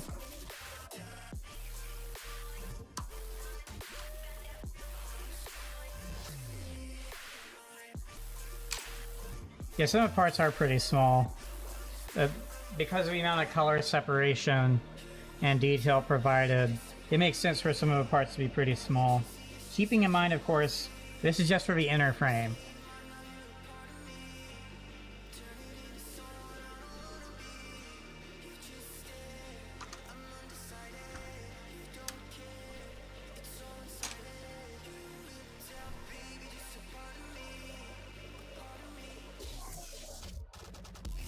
I don't think there's anything else for the A runner.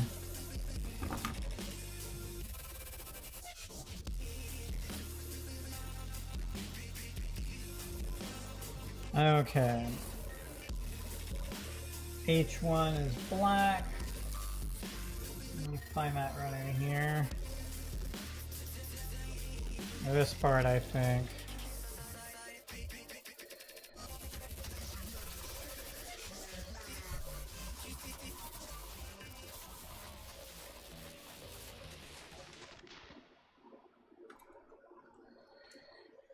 Okay.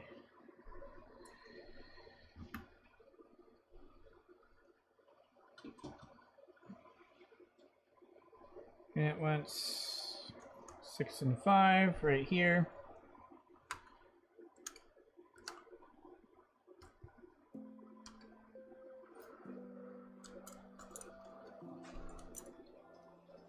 Yeah. The color separation will be quite nice, especially with the colors like that. It's different from the gray of the F runner as well. You should be able to see the difference between these. Well, maybe not much on this camera. I'm realizing that the difference isn't as obvious. I will say it looks better, a lot better visually in person. Like I said, one day I would love to upgrade my camera setup and then it would look way better. But this is all I got for right now. Okay, then we need these parts, and I believe these parts are the last parts. So it's 1, 2, and 3.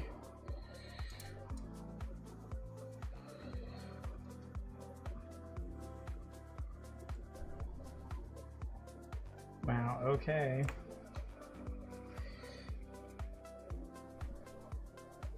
Okay, so 1, 2, 3. I believe this is for the arms.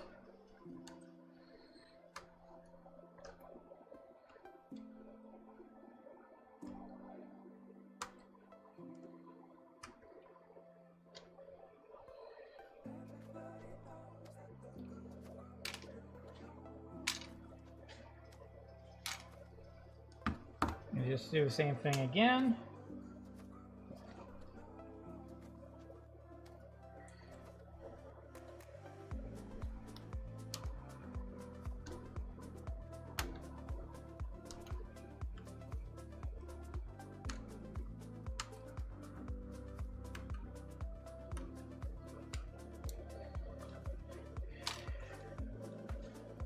That should be all the parts for the body.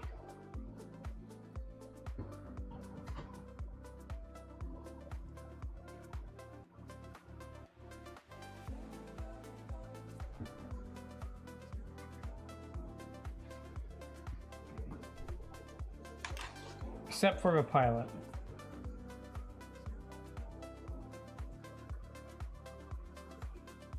Pilot's right here.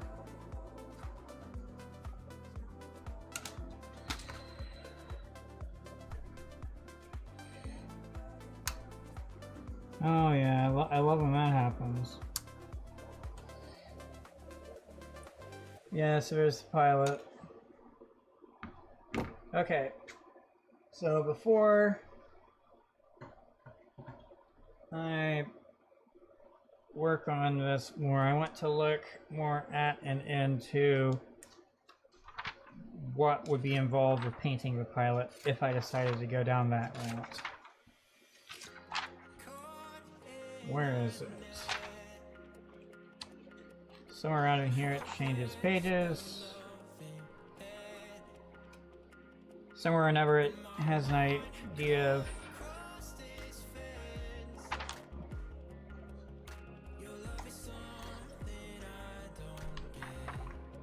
okay. Might be after this.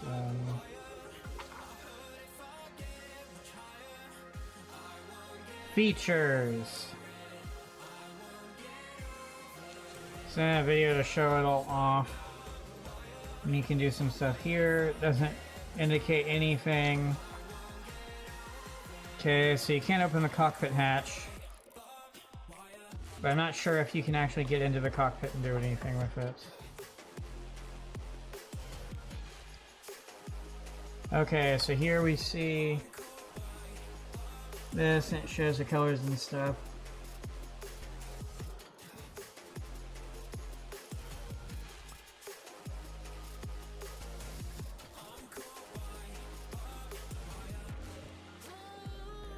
So for the pilot, there's some blue, some red, some white, and some black. And a weird yellow color. I'll admit that looks crazy detailed for what it wants you to be able to do.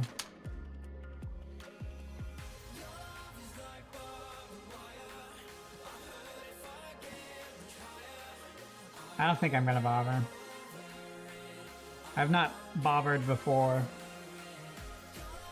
I've not bothered before with this. I'll just say now that looking at it, it looks incredibly difficult to do what they want to do anyway. So I'm not gonna bother at all.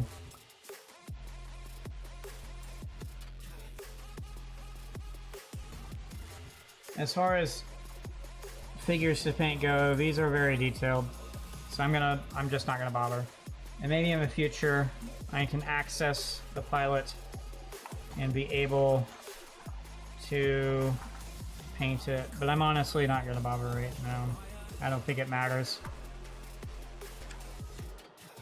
The only stuff I painted so far was for that one commission build with the perfect grade Gundam Mark II, so I don't care.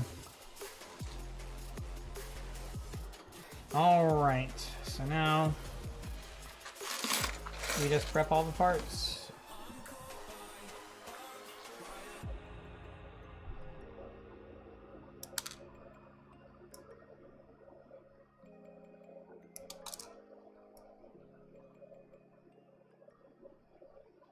This is also undergated.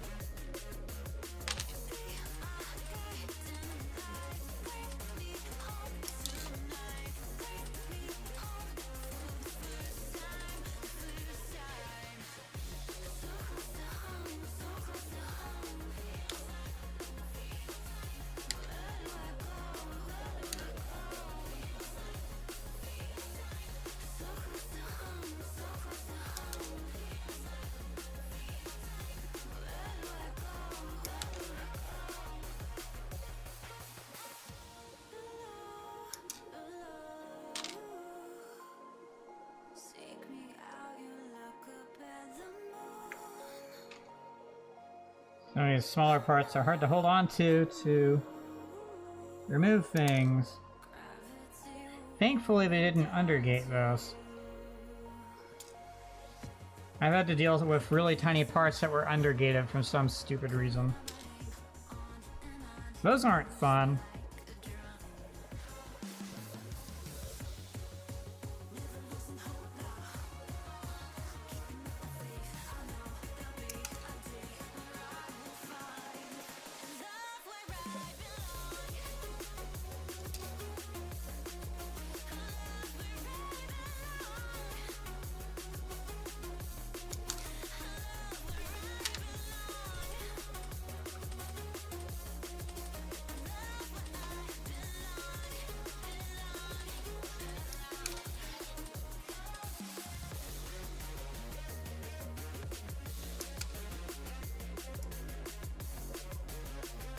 There's more of that really obvious color difference in a part where you've removed the plastic when it will look like underneath.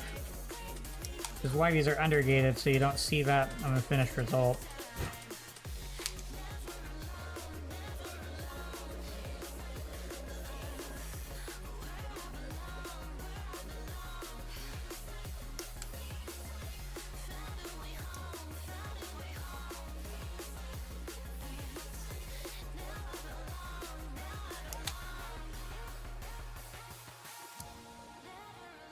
What's annoying is when the shape of the part is such that no matter where they decide to apply the runners and the gates, it will always, something will always be exposed. Those are annoying because then you would have to color correct and touch up or whatever.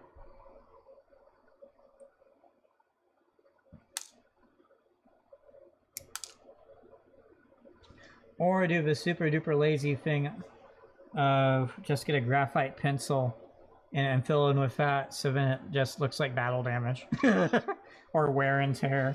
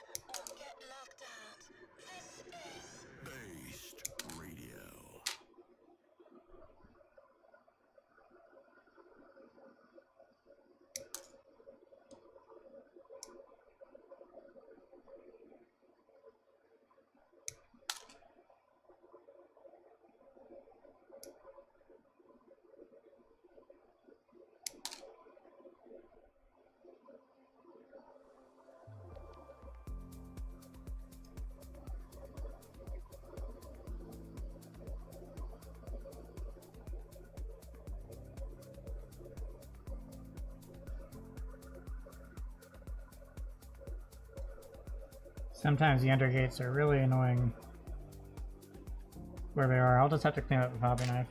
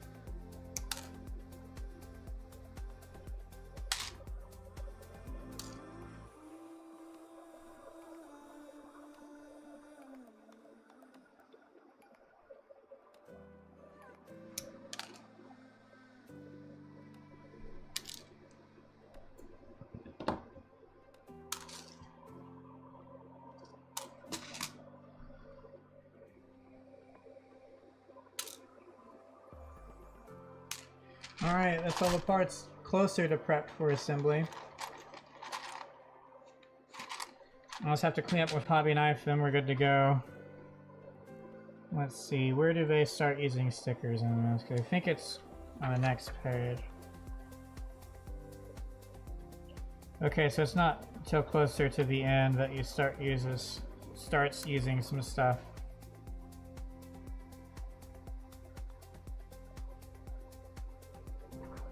How long do I think it will take me to finish this kit? Conservative estimate, 20 to 30 hours.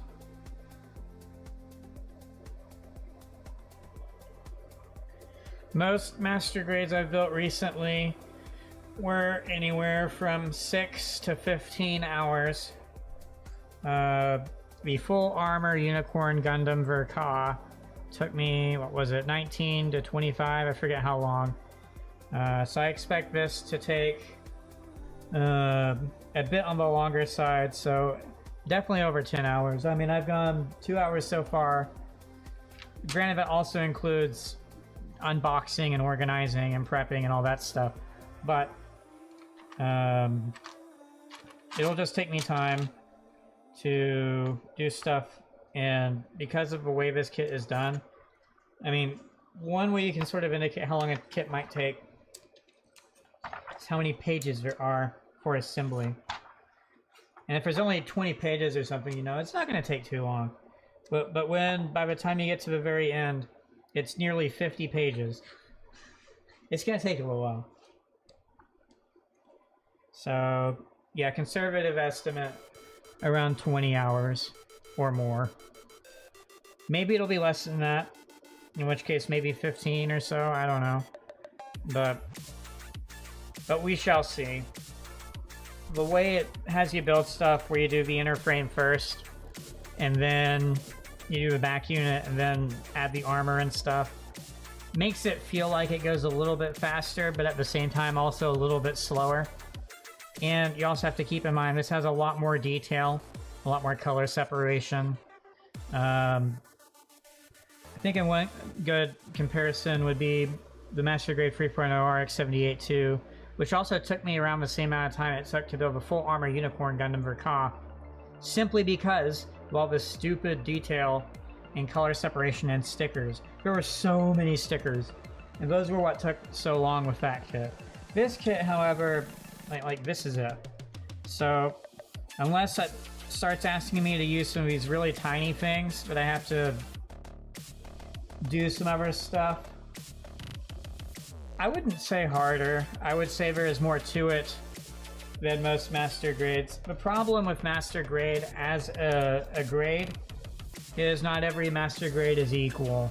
And so it's a spectrum of fidelity, of detail, of types of finishes on parts, of complexity in terms of how many parts make up the inner frame or the armor. And so it's a spectrum.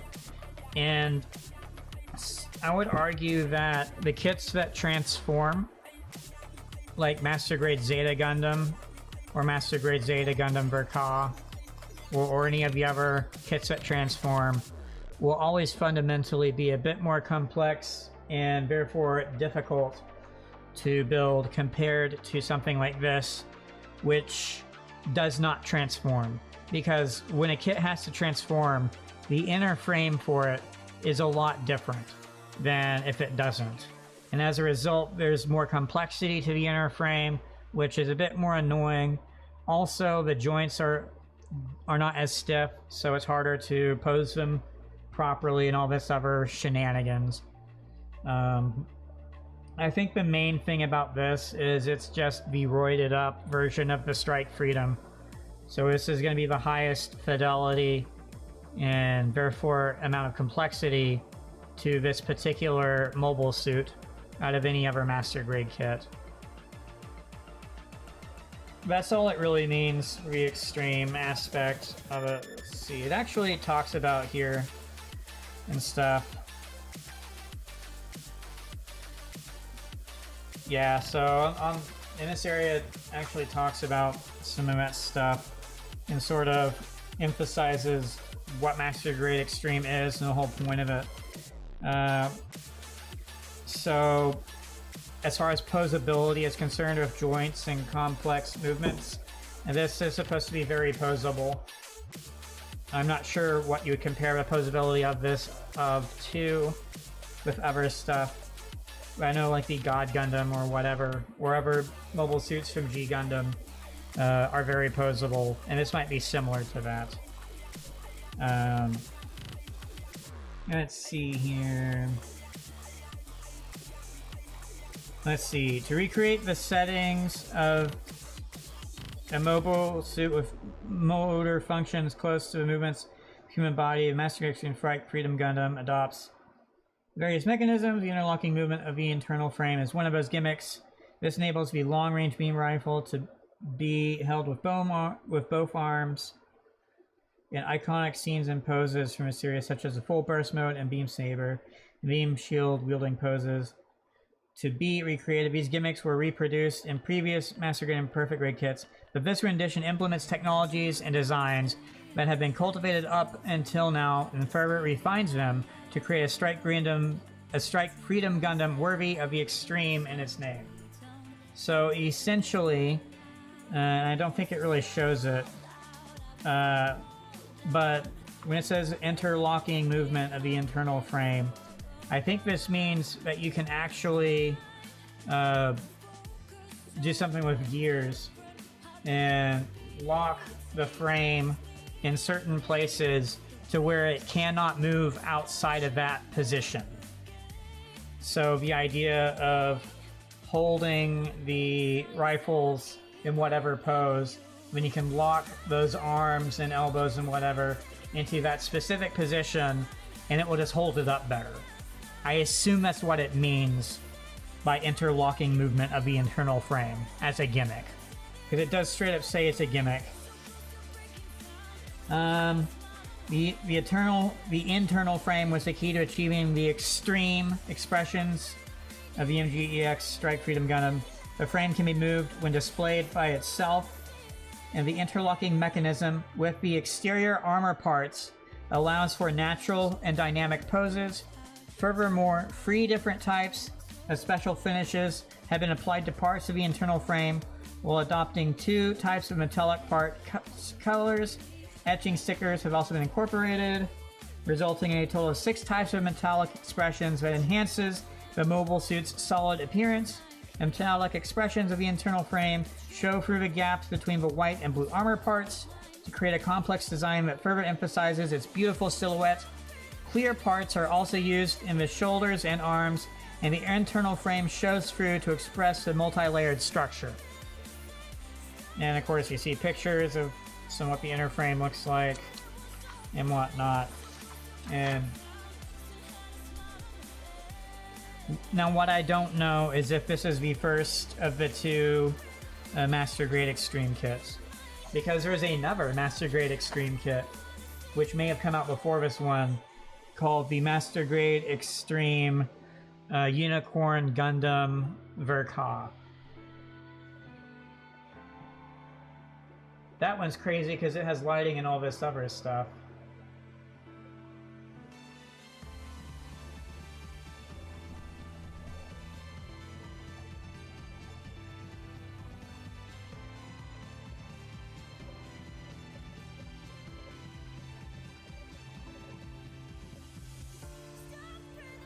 It was released in September of 2020.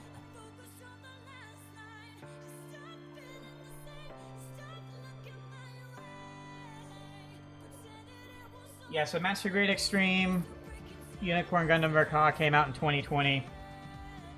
This says 2022. So this is the newest and most recent Master Grade Extreme model kit out of the two that exist.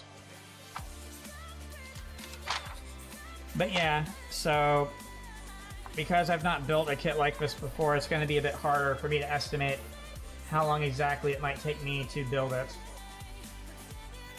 But, like I said, I'm going to estimate around the 15 to 30 hour mark. I'd say it will take at least 15 hours. But it could take longer than that, into the 20 range or something, I don't know. Out of curiosity, I'll look at my list of videos here and see how long it took me to build my previous kit, which is the closest comparison I can give to this one. However, that one was also a lot more complex than this, because the box for it was as big as a perfect grade Gundam box, and it had so many runners to it, it's crazy. But let me look at, let's see here. Yeah, so that's 10 hours right there, 12 and a half, 18, 23 and a half,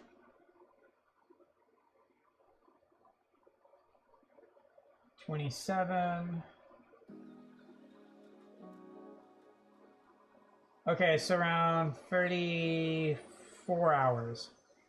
So previous kit I built was 34 hours. So I can say it will take less time than that kit. So this will be less than 30 hours. So I'll say at minimum 15 and maybe around 25 hours tops. We shall see though. Okay, so before I continue here, I'm going to take another quick break.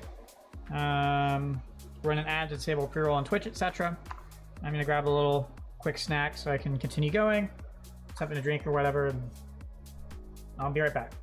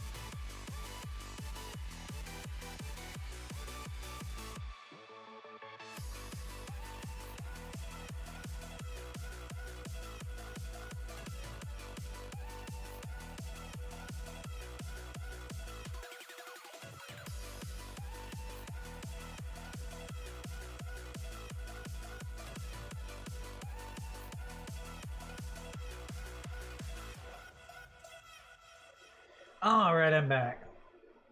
Let me restart Monster Cat Player here real quick, since the amount of time that the pause has between songs is becoming longer and longer, which could be annoying.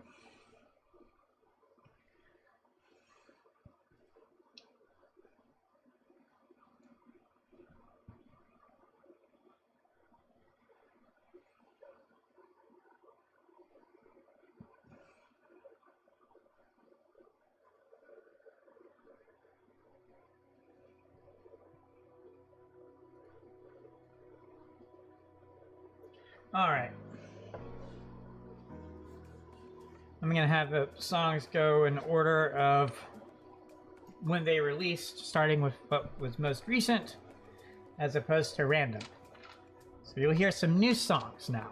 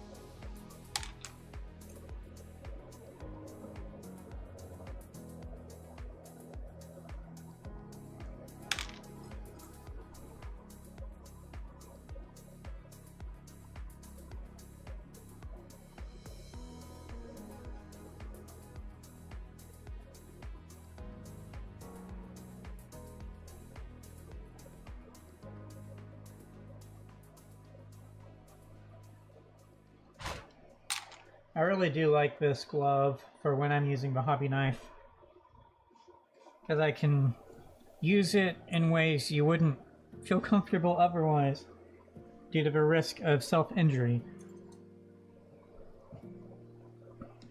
which is easier for me to be able to clean up parts sometimes, because then I can use the thumb, you know, to help control it this way, keep it from moving too far and whatnot.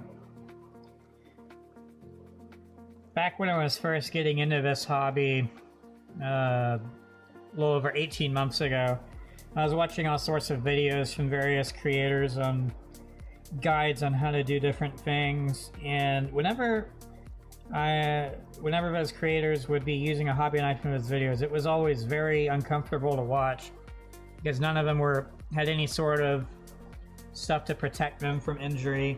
The way they're using them looked really stupid, and like it wouldn't be too much more movement to hurt themselves. And one person decided it was a great idea to even brag about some scars and stitches they'd needed to get from some injuries in the past. I was like, why aren't you wearing any sort of protection? or whatever. I don't understand that. And so this glove right here is something I figured out all on my own. I didn't just find some video where someone recommended, oh yeah, just get this glove and it'll work great. No, I figured this out myself. But this glove is amazing. I use it for so much more than just for when I use a hobby knife. Because it also helps protect your fingers from the pointy bits of the parts when you're assembling stuff. And being able to, because of this is very grippy as well, it just makes everything so much easier. I don't use it on both hands because I do like to retain some sort of dexterity, especially if I'm holding a knife. And sometimes I have to remove this to have the extra, or to utilize the extra dexterity to do whatever, which is why I don't have it on all the time.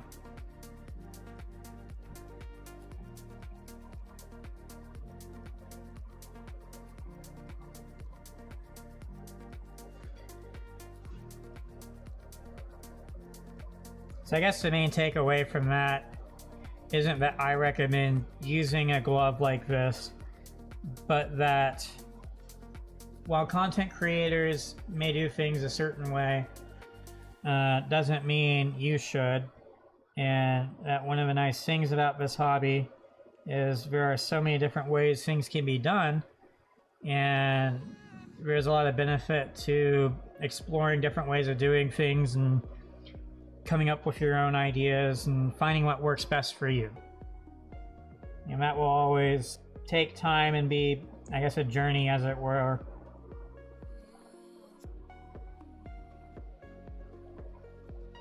But you gotta start somewhere, and that's why a lot of people like watching those guides that those people make.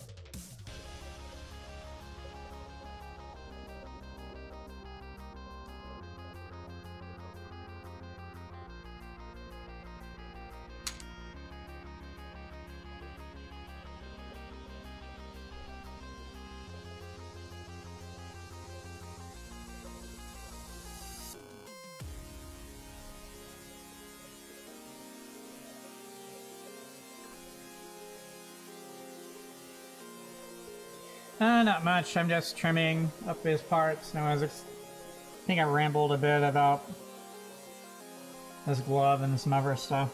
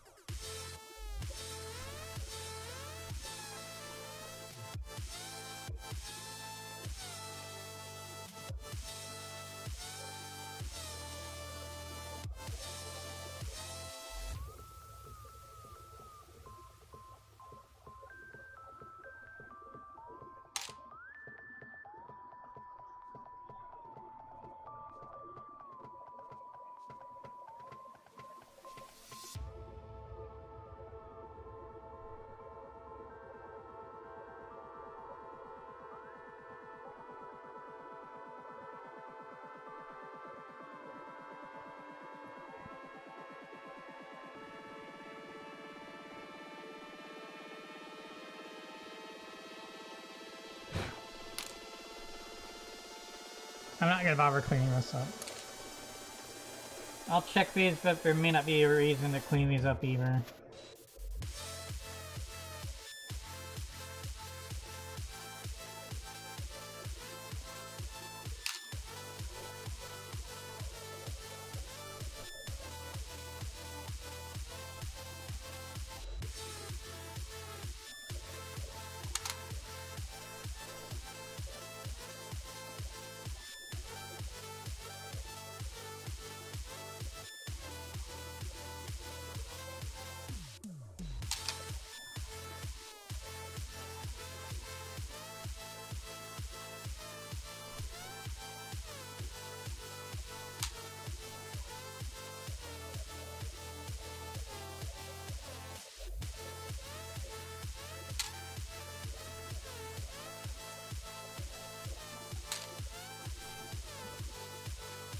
All right.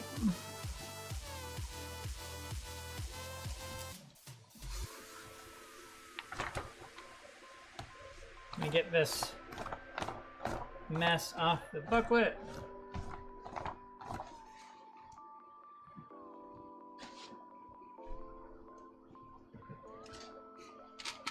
I know not every single part here will be used during these steps. There's a whole other page beyond this. So, anyway.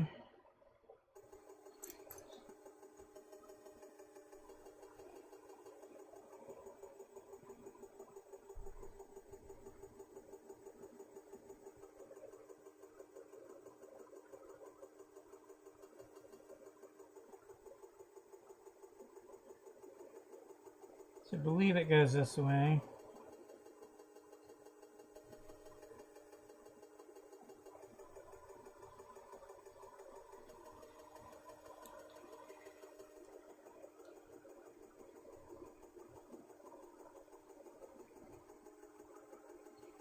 Okay, I think it's this part.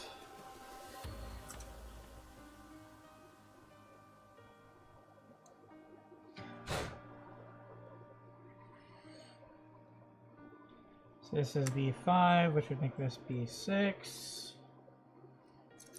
Then there's two of these.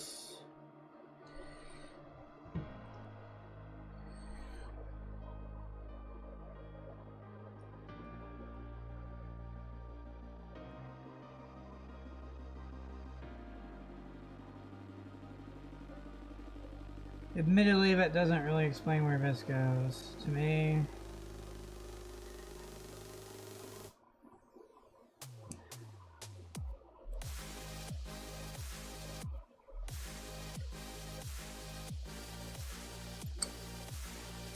Okay, hold on. It might go like this. That might be what I'm wanting.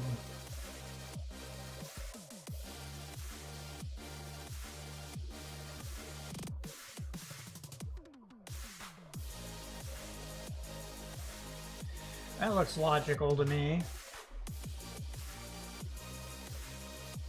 A problem. Okay. So yeah. Okay, so it knows it can't hold in all on its own. Okay, so I think what happens is this middle part here interfaces with this. I think that's what happens. And so by putting it in a certain way and then holding it in place, you're able to achieve that. I think that's what it wants. Okay. So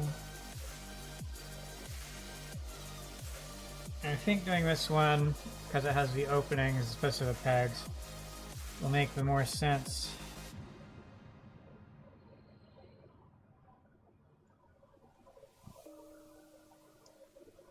So it wants this somehow. Concerned I'm not going to be able to do this the way it wants me to.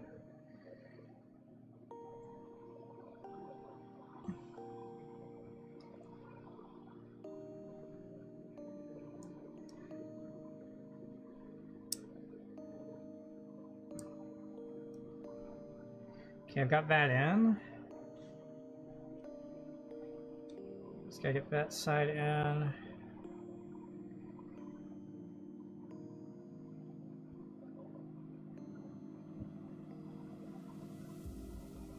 I'll pretend that's how it wanted me to do that.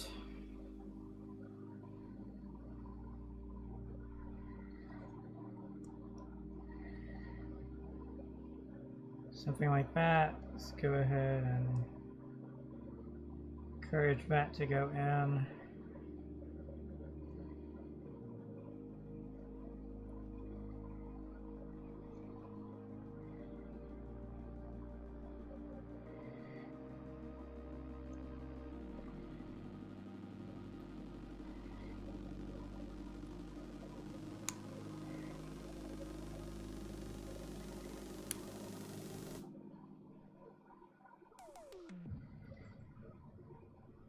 And yes.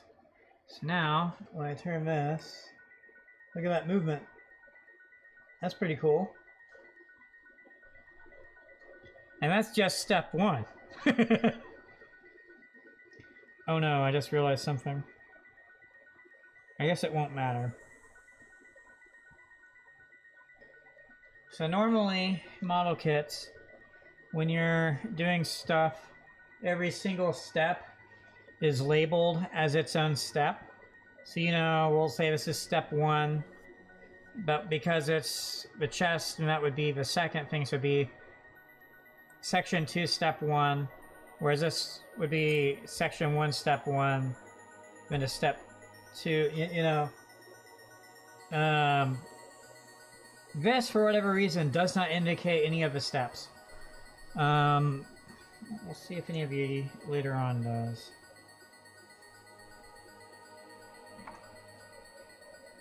It does not. Well, bummer. Interesting. I guess it doesn't matter. So the reason there's a benefit to the instructions being labeled is if you want to reference a specific step, or if you need help with a specific step, you can just say the step like section 2, step 5. You know, and then someone else can go immediately look that up and whatever. Or let's say that you build a bunch of different hands, right? Because it does have you build different hands. So let's say you're building different hands. Now here it does actually tell you what they are. Open hand and closed hand.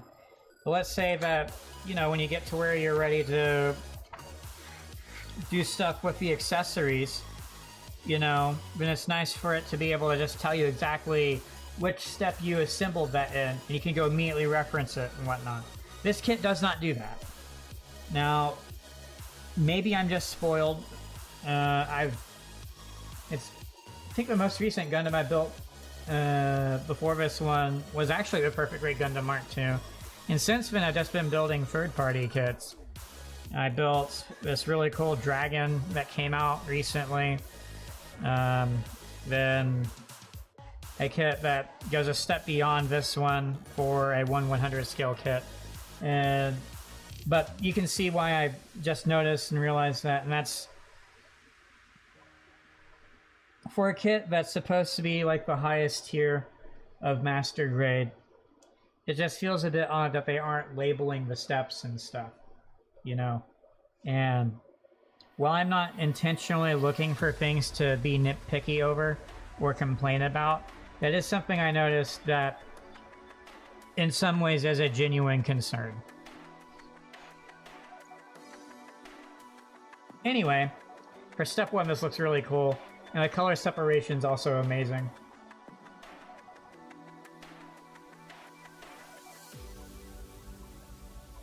Also, you can't really tell, but I'm pretty extra sure this is the pilot seat right here. This right here is the pilot seat. Pretty extra sure.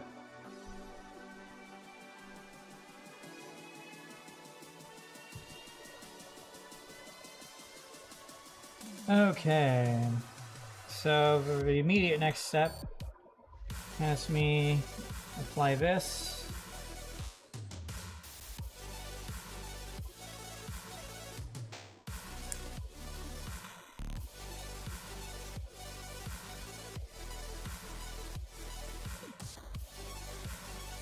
Does look pretty cool. Okay. Then I can find it. Is it this part right here? Yep. Goes right here. Like that. Cool.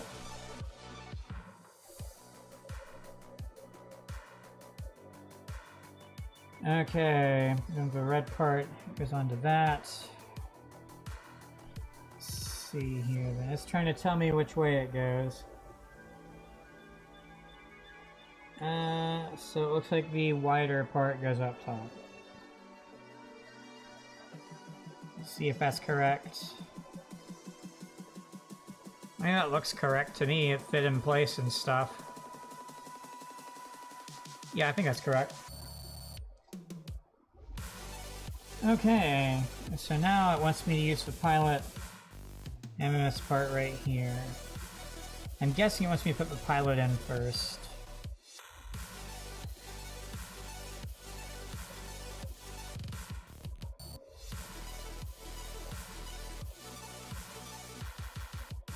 There it is, the pilot. Can you imagine doing recipe assembly and not covering or not fully enclosing a pilot, and then just having the inner frame but the pilot's fully exposed?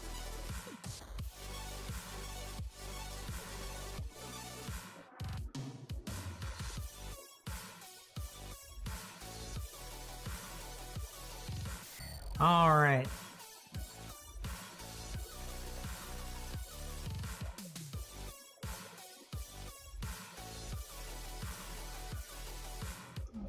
Is it this part?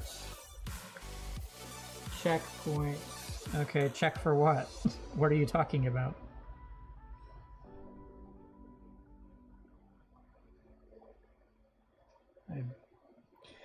Okay. Okay, I see it now. So there's a slot, if you want to call it that. A dip, a lip, whatever. Right here. My fingernail's on it. And so what it's saying is that this, where this round part is, slots into that. And that's what it's saying as a checkpoint and highlighting that. Which means this has to go this way, be able to go in that slot, and there we go. Now it's in that slot. Woohoo. Does look pretty cool though.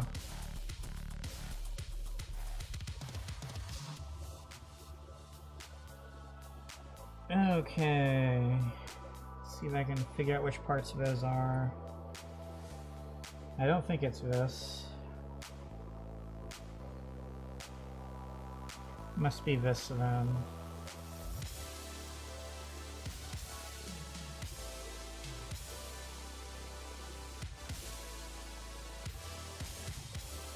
Okay, so they go confused. Go into here then. Oh, okay. So this encloses a pilot, I think. I think that's what this does. Yeah. Yeah. So this opening right here is for this peg right here. And then it closes in on itself. So this side goes here, like that.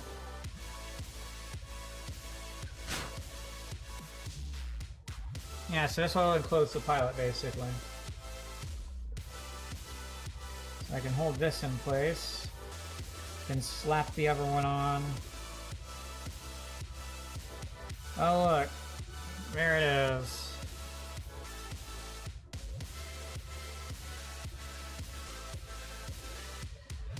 There it is.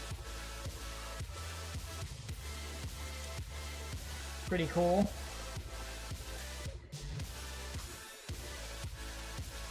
I assume it'd go like this.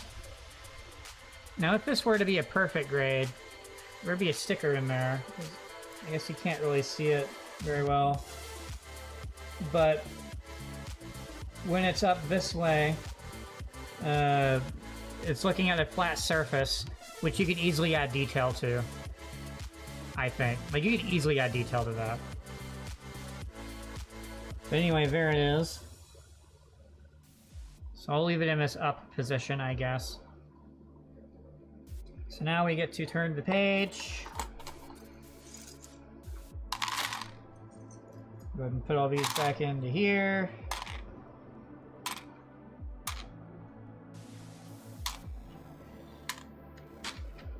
Part of me wants to get the perfect grade Stripe Freedom someday.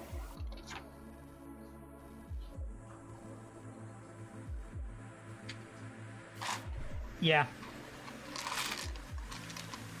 Definitely small. But you know, a sticker could have gone there, right? Because that flat surface is just on one of the parts. So you could definitely have put a sticker there. Before assembly. Like, that would totally have been possible. Obviously, that'd be some absurd detail effort, I think. Because I don't know how far it will open up later on. It would look cool, though. It would definitely look cool. Anyway. So next... we do the neck. Some other stuff. Okay. So...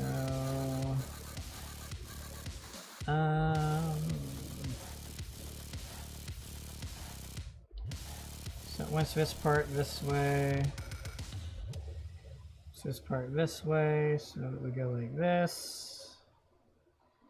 Wabam. And then... this goes on this way.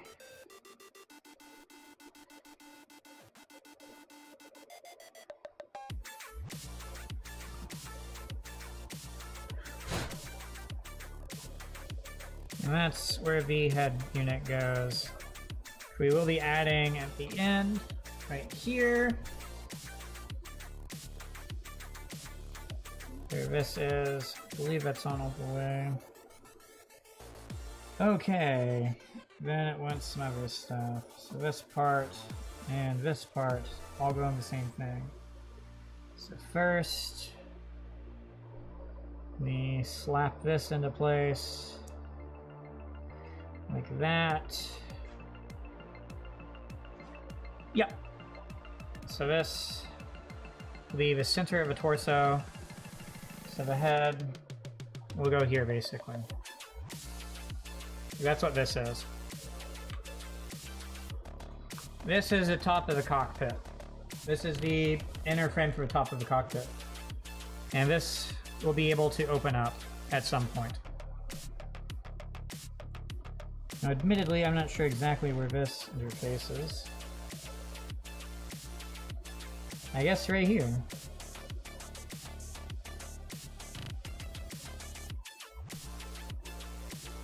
It's also saying it wants me to close it. Well, okay, but then it won't hold in place, will it?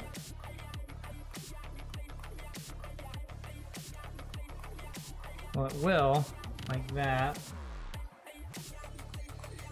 Getting it to stay there. Oh, because you need the other parts, of course. Well, there this is, I'm almost certain I'll have to put that back in again.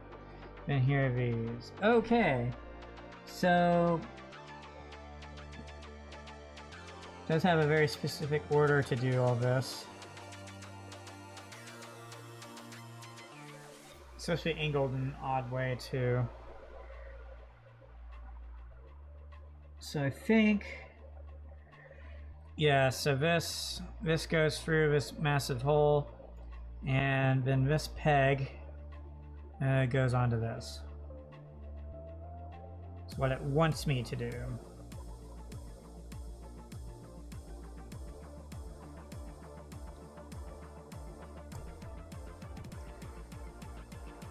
Which also means I need to lower this to get it to fit.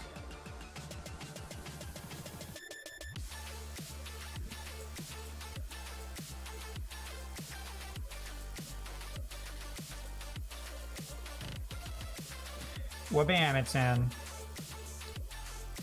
So there we go, there's that. It's odd seeing it angled that way. But it's also angled that way there, too. Okay. Yeah, and so then once you're done, you lock it into place, which is underneath this thing. But first, I gotta add this other stuff. Okay, and it's saying there's some holes here.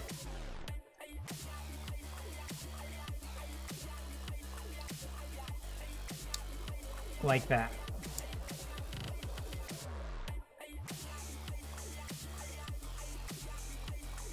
Okay. There we go.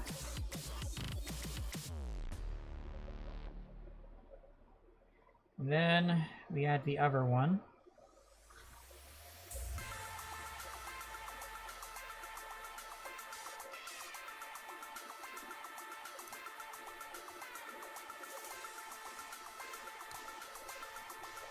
It's in. Cool. And then it says I do that. It's in place now. So this can still freely move for whatever reason. But there it is. Now that's in place. It's supposed to be.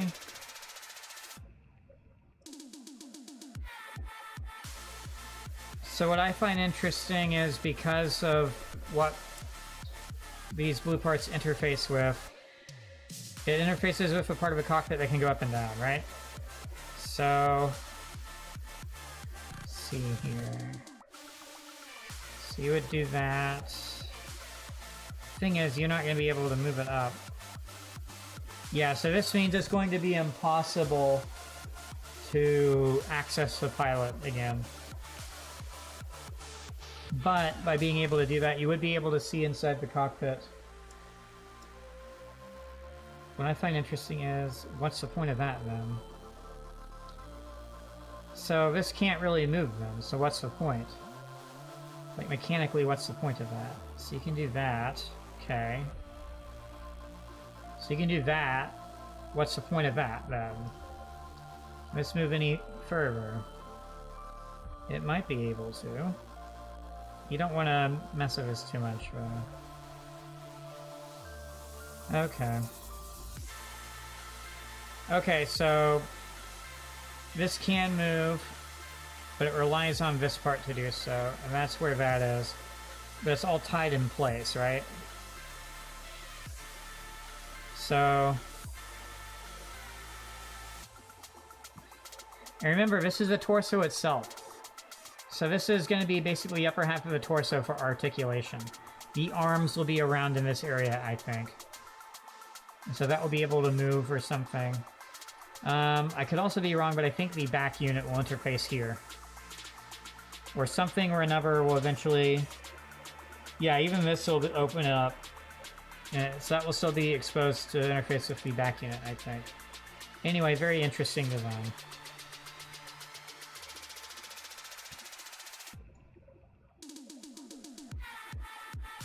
But so far so good.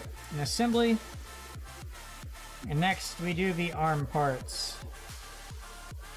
So I can figure out which is which here. Okay, so this is this one, which means this is this one. The arm parts are fairly straightforward.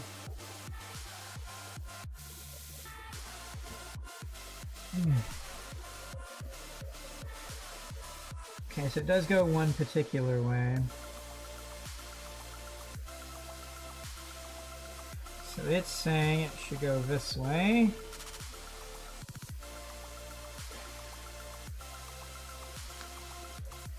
Like that. Then it's saying it wants this to go into here.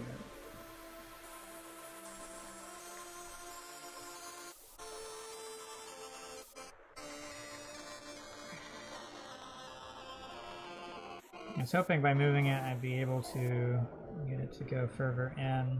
But maybe it can't physically go further in.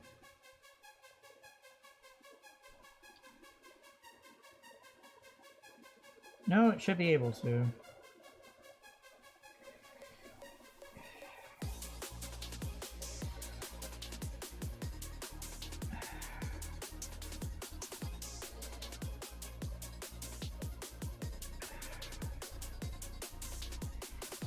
I don't want it to do that. You want it to be as tight as possible, of course. Because this is an important part. It needs to go a certain way. Let's see here. It has a clearance.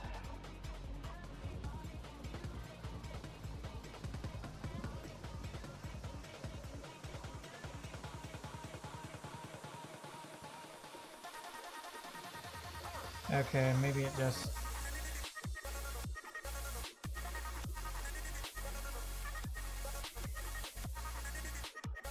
Okay, well now that I know that, so the other one will be this way, and this goes this way. Let's see if I can encourage us to go all the way in first.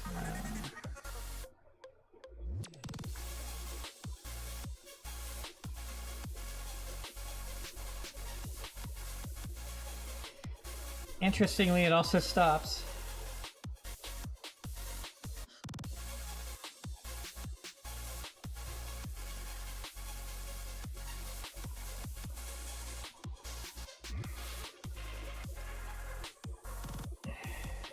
Okay.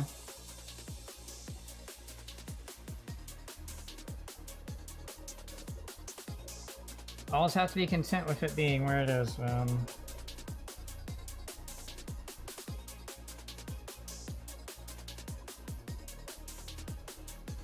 Some parts are very tight, and that's fine, of course, but you still want to do your best to make sure you've assembled things where they're supposed to be, because it's important for assembly purposes. Okay, so then it goes like this. And you're saying that this goes here.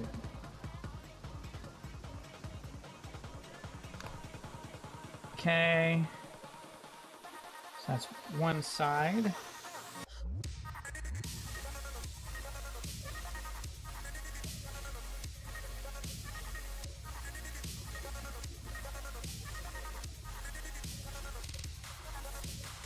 Come on, you.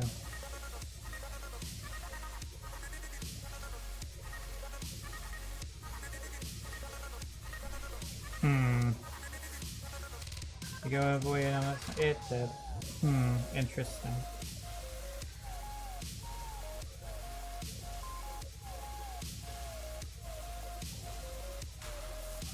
I'm just making sure there's no distinct difference between side that could be causing it to not want to go in all the way. And I can't see anything. There we go. It's in all the way. Cool. So here's that done. So I'll do that just for giggles. Okay, cool. And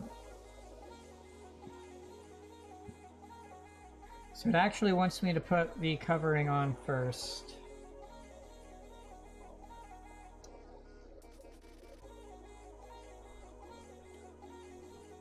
So there's one side.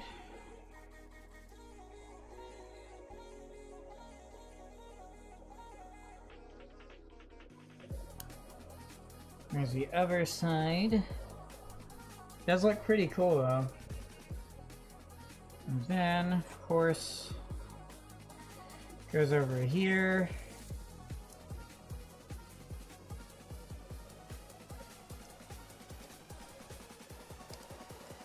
I'm kind of surprised at how little is held in by this.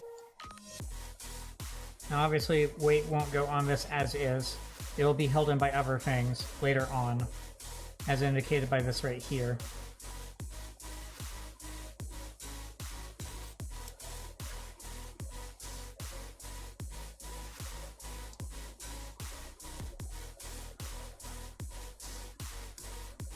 So there it is.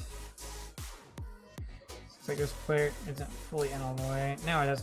Cool. Woohoo! There's that. You can tell there aren't too many parts left for assembly. So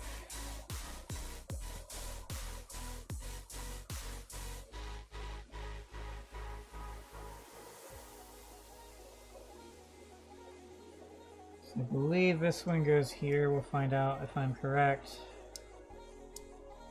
I'm correct, I think. It looks close enough to what would fit.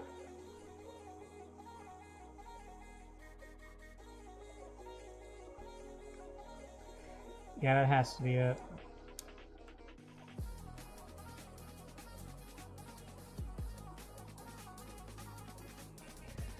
Or does it?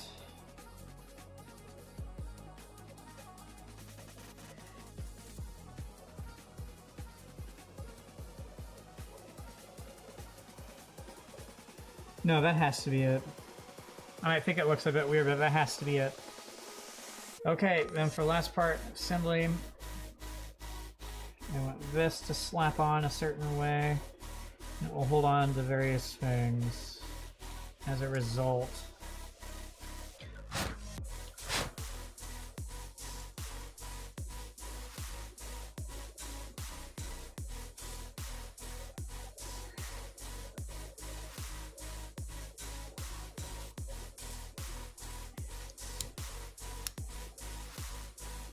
Looky there, it's all in place now. That's some crazy color separation though. Looks really cool and detailed.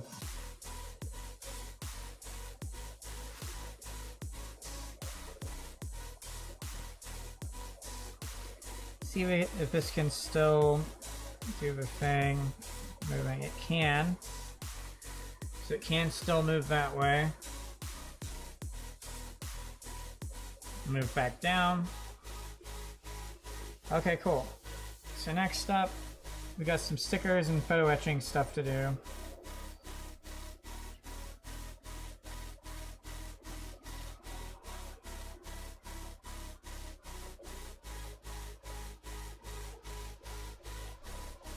Which means I take this off. Now, because it's a peg, I can actually utilize this a bit easier here. Looky there.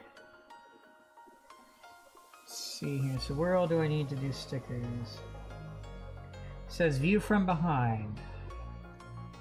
Okay. So that means I need to do that. See, in that case, do I benefit from having that there? Having this here.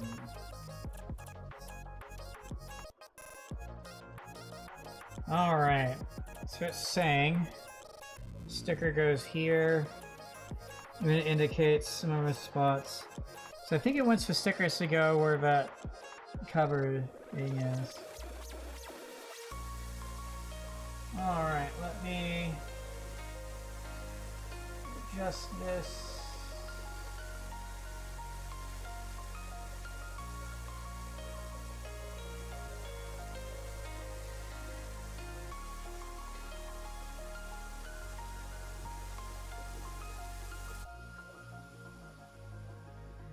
I suppose I could try to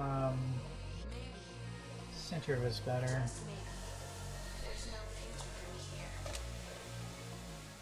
If I do that, that's going to be closer to centered.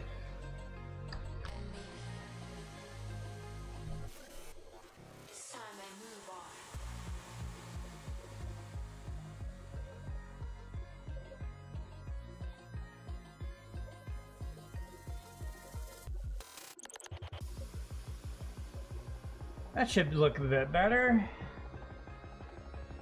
So, first sticker.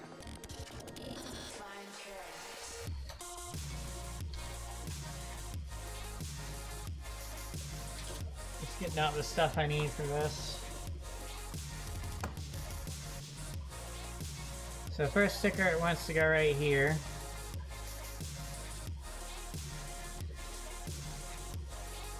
Then sticker here. See on the other side. That's where it wants some stuff. So 3, 3, and 4. See what we got for that. Okay, so 3 is this tiny The dots right here. This is 3, and then this is 4.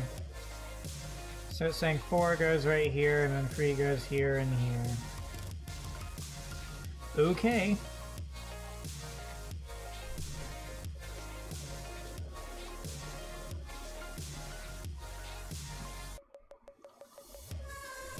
Is this something I can use to do this?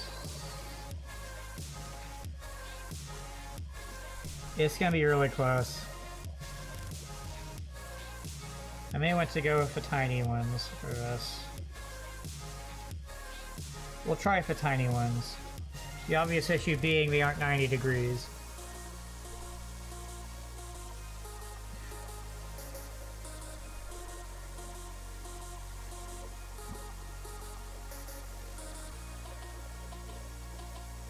Let me get to where I can get easy access to one of these.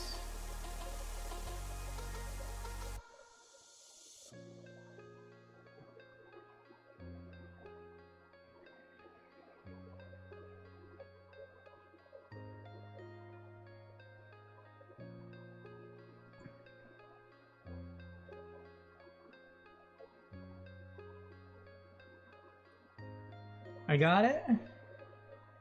Can barely see it, but there it is. There's one of them. This goes over here.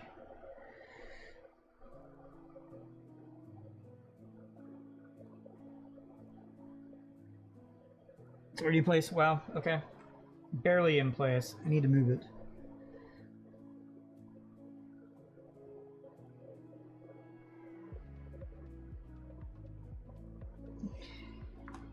Let me try using the other tweezers to move it.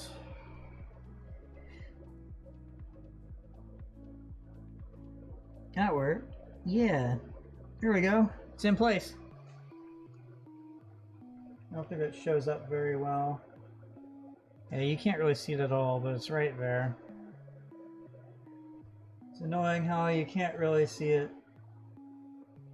But there it is. You can kind of see it.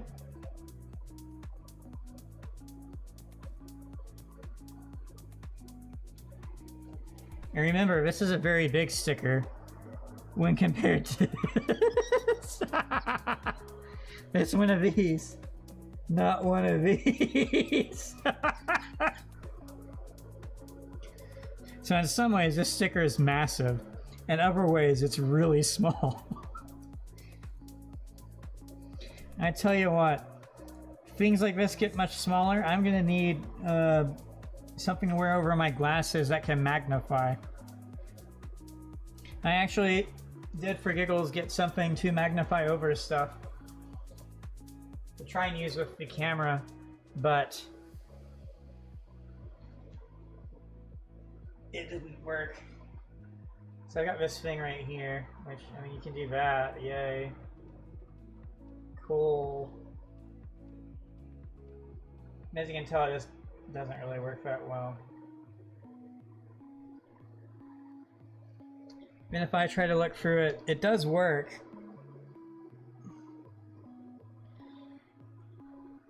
I mean, so it does work, but like, I don't know. The problem is I can't get it to move the way I want it to. But if I could get a clamp, you know what, I'm ADHD enough right now to just look it up. But I'm gonna go to Amazon and see if there's such a thing as a clamp magnifying glass.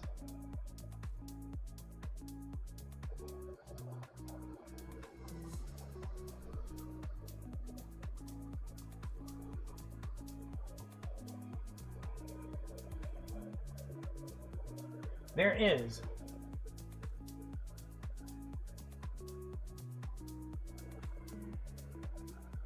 There is 10x.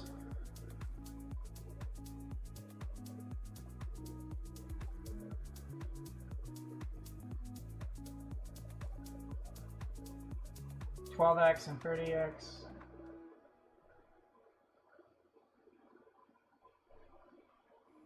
Yeah, depending on how these mount, I might be able to just do that. that might be a thing I do then. Because that would make this way easier. You know, just clamp one of those on and off I go. Guess it depends on how it clamps and stuff too. Okay. Anyway. It's annoying that you can't really see that. Because I'm looking at my screen and what the feed is, and I can't see jack shit. But there it is. So I'll try the other one now.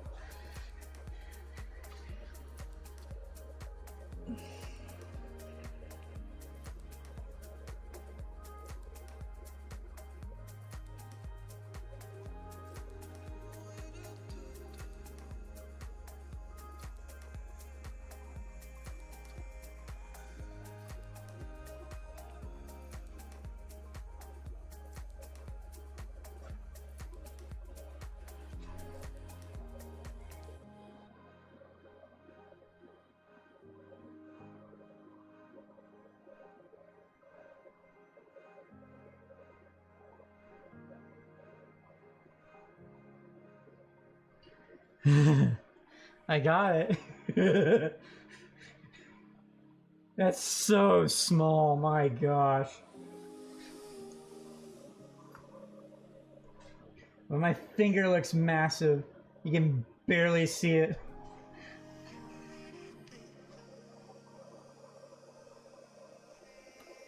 Okay, let's see if I can move this around in a way that will make doing this easier for me.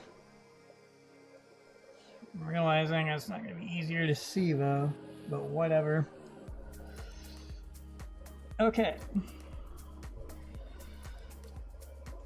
So the idea is you just let it down. Try to use this to hold it in place. Yay! This is stupid. I'm sorry, but this is stupid. It's so small.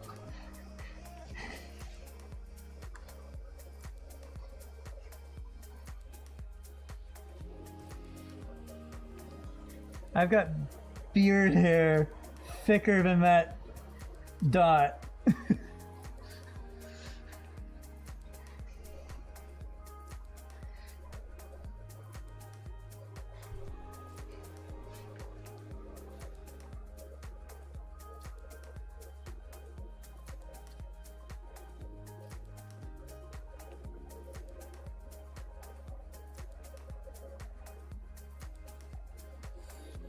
Okay, both of those are now in place, I think. Which means it's time to whip this out.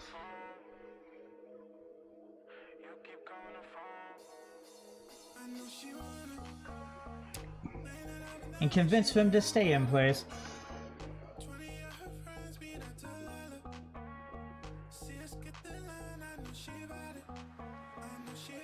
Okay. I need to see what magnifying power what I have is. Because I unironically made, after stream, order something off Amazon.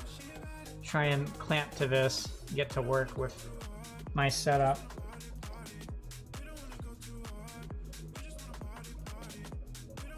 Okay, so just that one now. Which is almost big enough for you to see on stream. These are so stupidly tiny.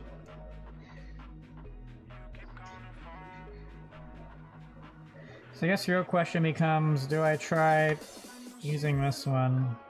Admittedly, that's going to be hard to get to where I want.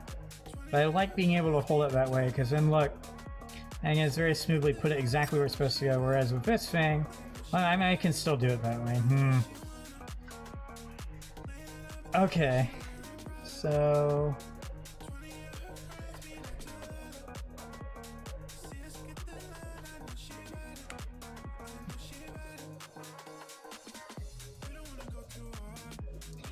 another thing I hate about using this one is you have to be very careful trying to get this underneath. The problem is where I have to hold these to even open them up enough to do that, puts my fingers in the striking zone for if I move too far I can stab myself. And these are so thin, I'll definitely stab myself. It's so annoying.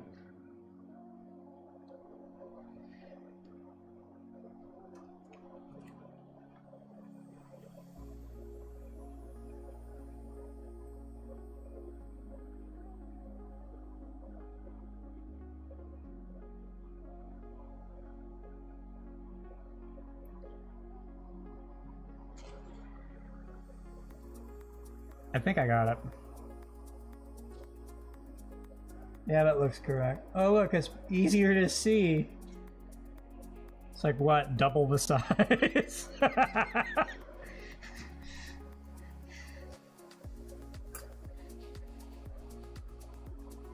Okay. So like I said, I can sort of hold on to that, support myself real easily.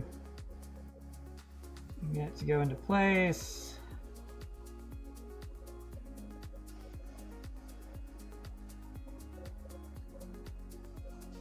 Yay! Now let's see if I can use this to encourage it to go exactly where I want it to go. Cool. You can actually see that on camera. Yay!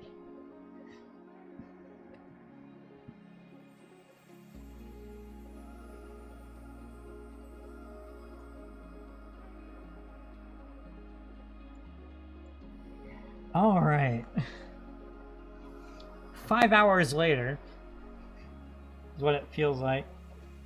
Okay, so now it's time for some etching stuff. Now, all of these will be in easy to reach spots.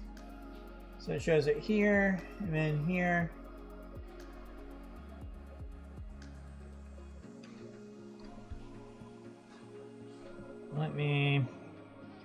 I need to be able to see these instructions. So we got some ones here and here, I think. Let me start with those. So 1 and 2.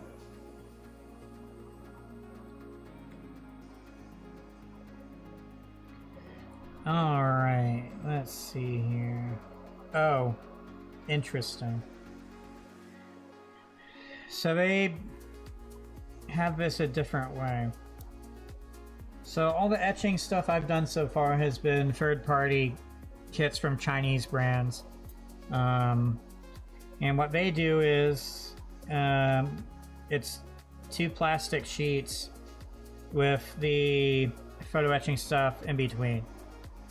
So it's just sandwiched together. And so you just peel back the top layer to expose the etching thing, then you get whichever one, then you cover it back up. This has this peel back thing right here. So that's different. Another really obvious issue.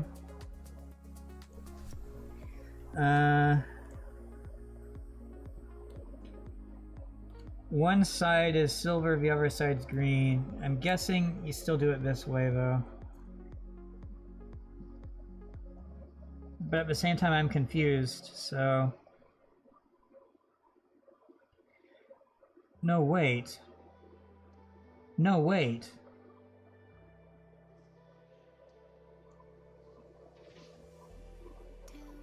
That's the cover. This is just a okay.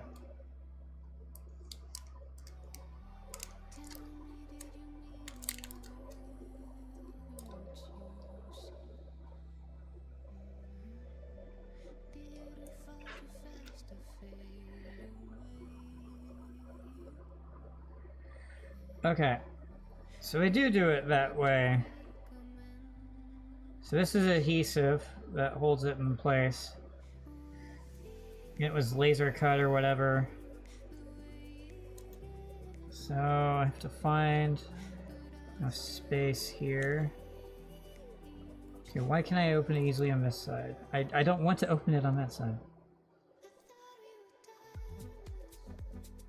Now I'm even more confused. Is this not a sheet? I'm confused right now. So that can move. Can that move? It feels so hard. I don't think I can. I can, it's just... Okay. I'm gonna back this up a bit, but it did have some instructions regarding this. And considering this is actually different from what I'm used to, I'm gonna look at those instructions. So let's see here. Where was it?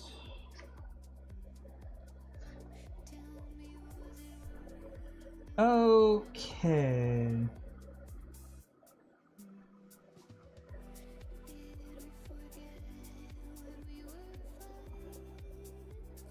Well, hold on now.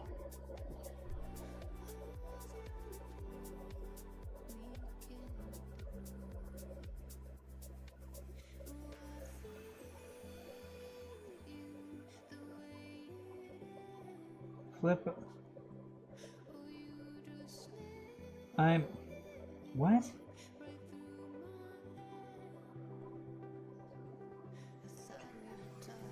Why do I have to do all this work? I need to read this better. This is actually involved. Why can't I just peel it off and pull them off? Why do I have to have some weird... Why do I have to do some weird preparation for this? Okay. So yes. So it's saying...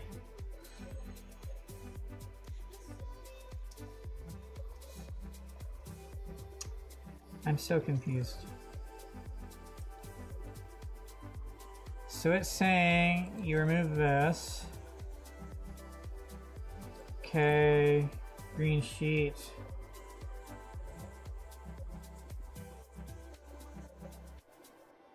The adhesive side faces the back. So you're saying this green sheet is the adhesive side.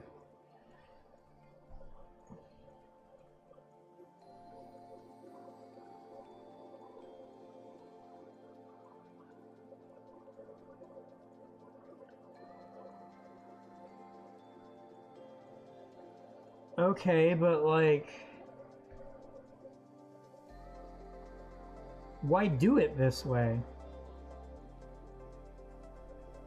This feels archaic. Why is it done this way? I'm realizing that's probably not clear enough to read. Let me see if I can... Does this have a monetary value? Probably not.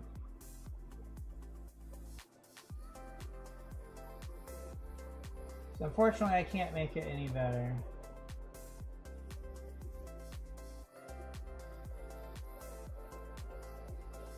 That's as good as I can make it for being able to read this. Sadly. I don't understand this at all. It is the nicest way I can put it. This makes no sense to me as why they would do it this way. So basically we're saying you remove a protective sheet, which is the clear sheet. And the green sheet is actually the adhesive part. Which means that this is what they're all supposed to look like. And it is saying that you reference... So I don't just... Why do it this way? It's so dumb.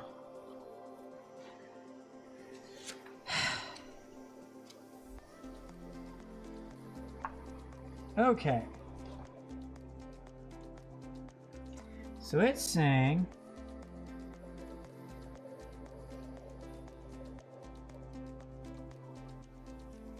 Okay, that's actually wrong.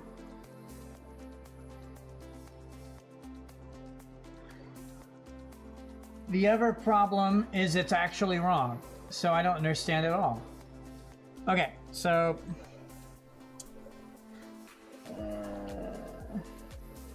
So this is labeled as 1. This is labeled as 2. Okay, cool. And from this perspective, you know, that does look correct. The problem is that when you flip it over, guess what? Everything's reversed. So suddenly, this is still 2.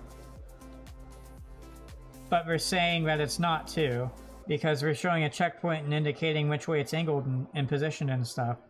So what we're actually saying is that I would have to take the metal part and flip it over. I think that's what it was trying to say in this. Okay, but why does it have to be done that way in the first place? Why can't you flip it over before I receive it? Why do I, as the person assembling this, need to do that? Yeah, slowly remove the metal plate.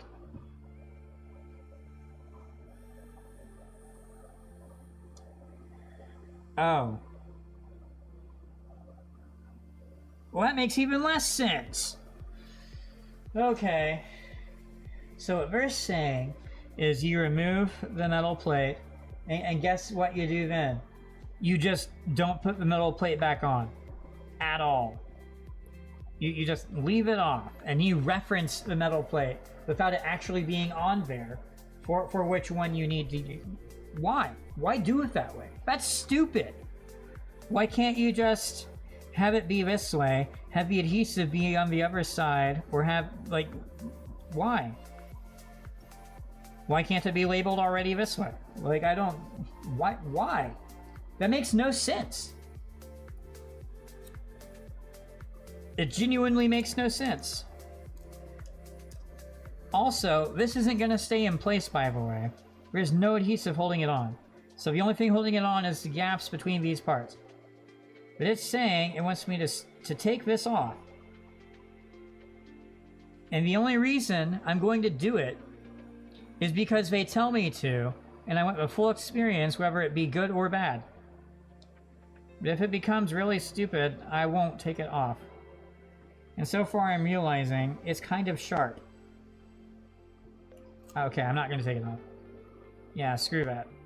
Okay, so that means that it is in fact flipped.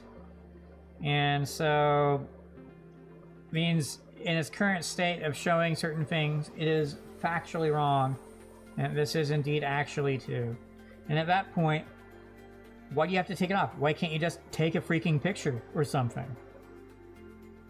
So I don't think whoever did this really thought it through too well. This is actually impressive at how poorly thought out this was. Anyway, it's gonna be super easy to do that, because guess what? You don't even have to remove it, because what you can do, oh, which one is it? Oh, it's gonna be this one. Ooh. Like, you don't, this step is unnecessary. All they need to do is tell you that it's reversed. Or they could have just put it on correctly in the first place without me having to flip it over. It's stupid. It's actually stupid. I'm baffled by this design choice.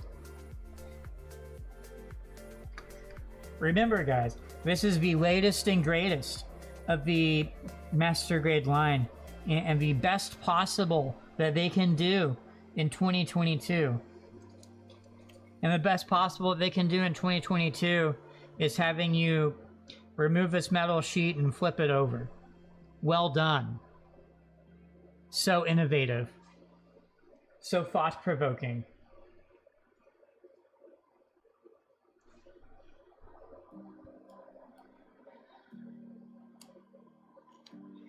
Anyway, so let's see here then. So I'll just do this the way I normally do it, without a care for anything else. Trying to get tweezer to be in a protective thing so I'm not poking myself. I can use the actual tweezer I want to use. I'm going to use a toothpick. So this is saying this is the actual second one, so this is what I'll use. Hoping this is as easy as the other etching stuff I've used. But I'll say the adhesive on the other side is very strong, so... Okay, got it. Or did I? Yep, there it is. And then it is saying... goes like this. And it goes specifically on this vented part right here.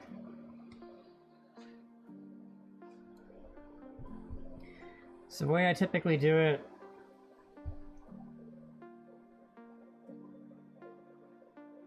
is I can use the toothpick to hold it into place.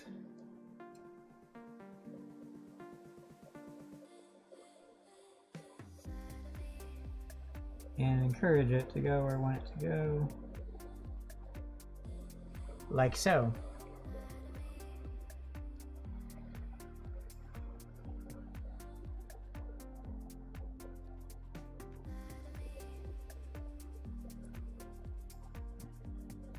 I'm not sure it's in all the way because part of it feels like it's sticking out.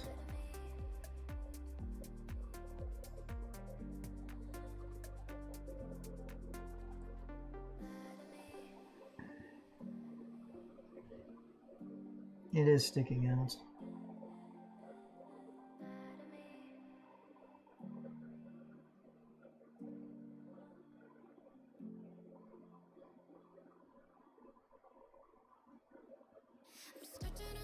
Well, I'll say that one's in.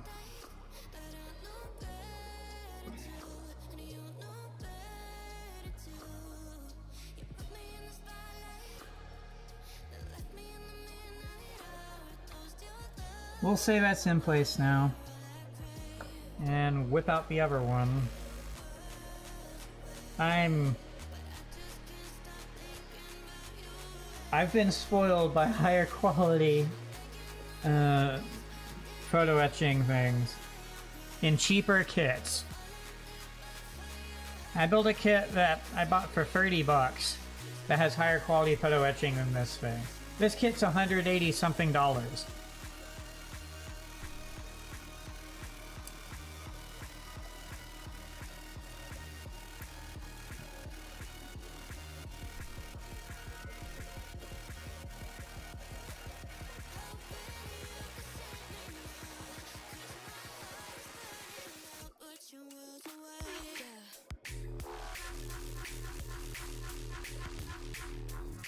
Got it.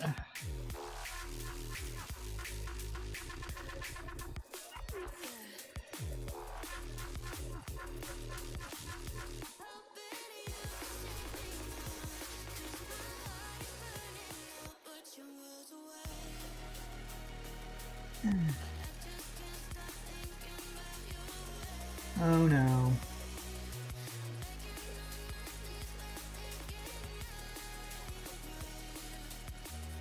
There we go.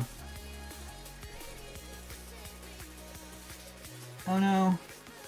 Crap. Let's see here.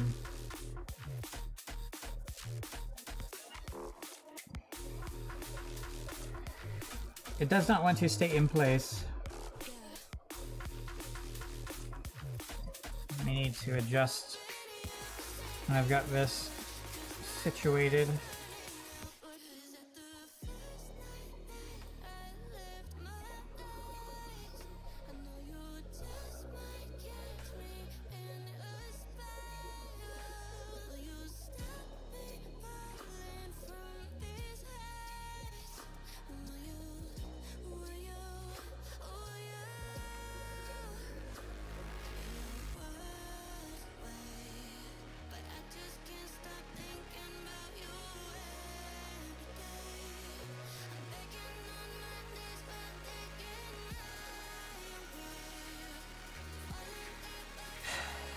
Finally got it in. Okay. Ooh, you're kidding me.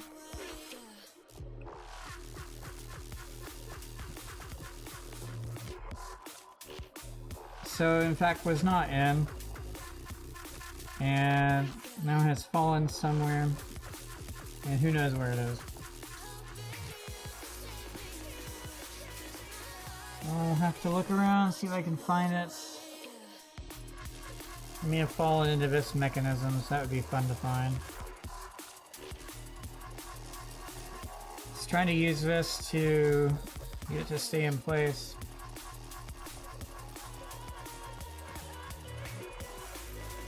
Okay, so that tells me something of where it could be. It's gonna be somewhere in this device.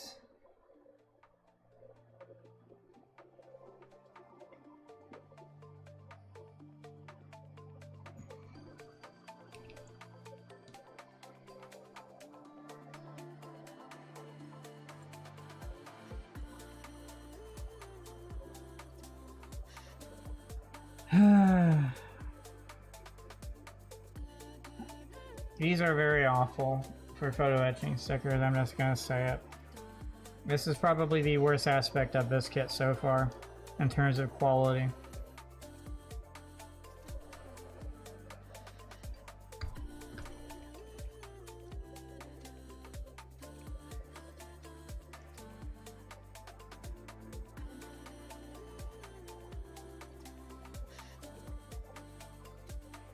I'm not seeing it. Let me zoom out where I'm focusing at visually so I can make sure I've not missed it somewhere else. Otherwise, that's gonna be a lost sticker at this point.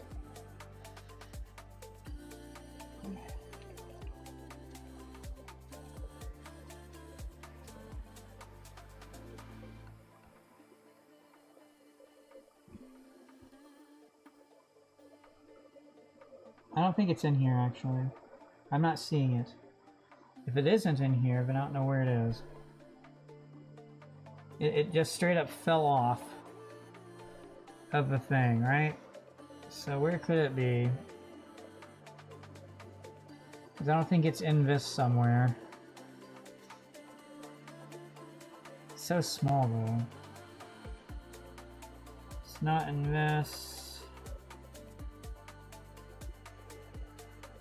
Not on or in this. It just disappeared.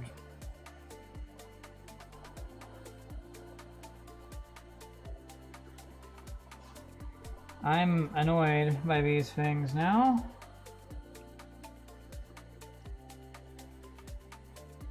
The only reason I'm opening this up is because it's the most logical thing for it to have fallen into here. But guess what? I'm not seeing it at all.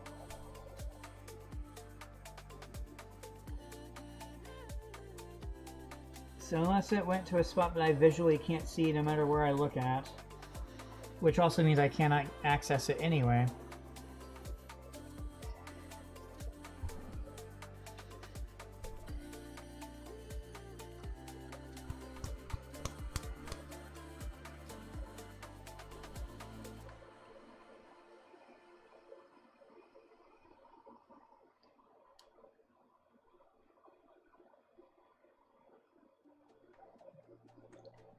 Yeah, I'm not seeing anything.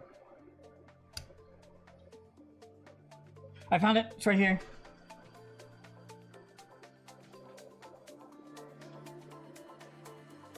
That's so hard to see. Holy crap. But I found it. It's right there.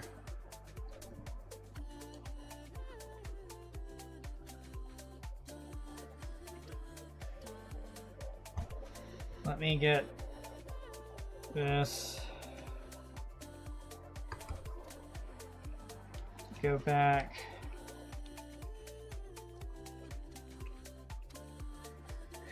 That's so hard to see. No wonder I couldn't find it. It's practically invisible. Just looks like a little blurb. I think it fell out of something. Because I had definitely looked around there before and didn't see anything. So I think it fell out, which is a good thing. Anyway, let me encourage this to go back. Place. Okay. So...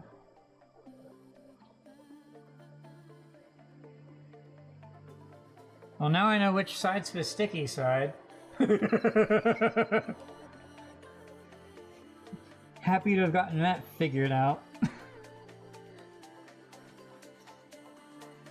Let's see here. How dumb is this? Yay. Problem is it might be losing its adhesion, which would suck. But genuinely just got eaten by the thing, so I'll change how I do it. I won't roll with... wait a minute. I'm doing it wrong. It goes this way.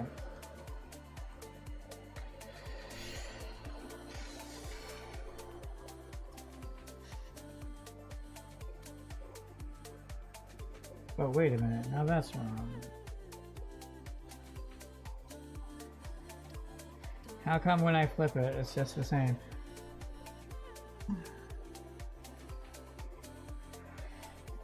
But that makes no sense. Because basically you're saying the adhesive's on the wrong freaking side.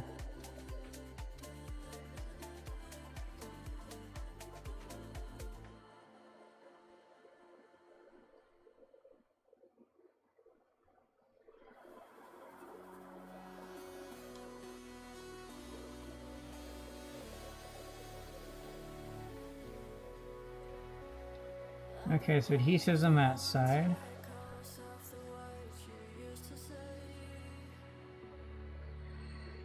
Well, make up your freaking mind, please, because that's impossible.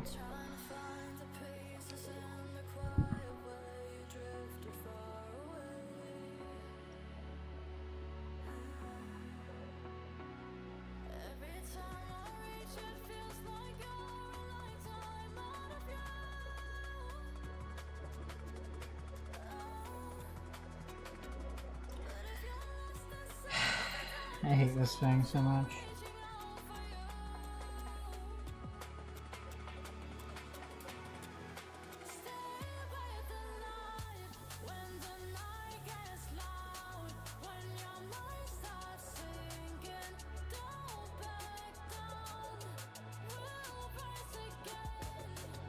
It makes perfect sense though.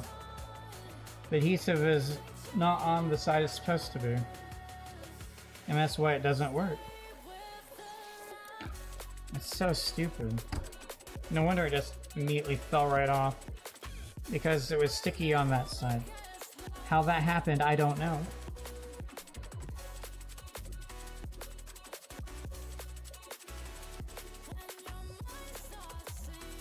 But yeah, it has zero adhesive on this side that needs the adhesive.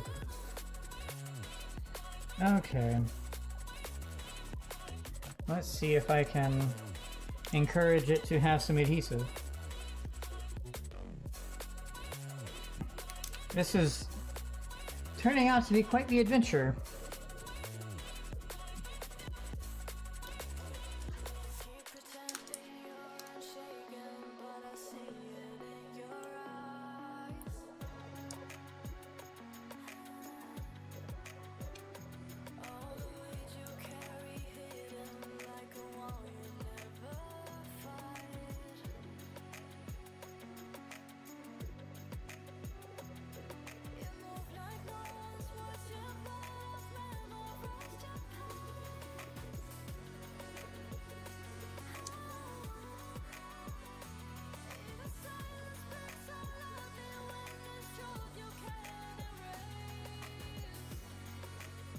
We'll pretend that has encouraged it to be adhesive. I just don't understand how that could happen. How did it have adhesive on the wrong freaking side?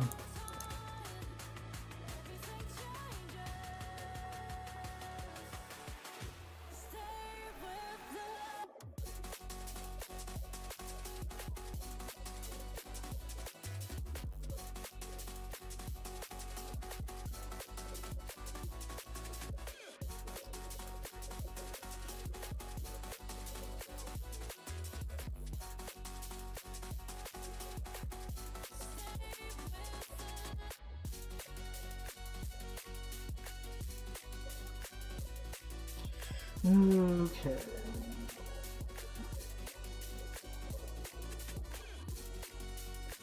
Okay, but how? Yeah, that's the only side I see. It makes no freaking sense. It just won't adhesive. It has zero adhesive on the other side. I genuinely don't understand. I have the thing and everything. It just won't do what it's supposed to do. It has zero adhesive on the other side. It makes absolutely no sense to me whatsoever.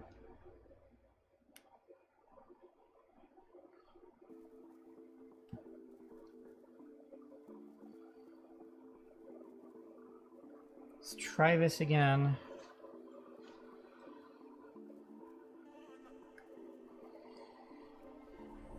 Worst case, I could do it the other way, I guess.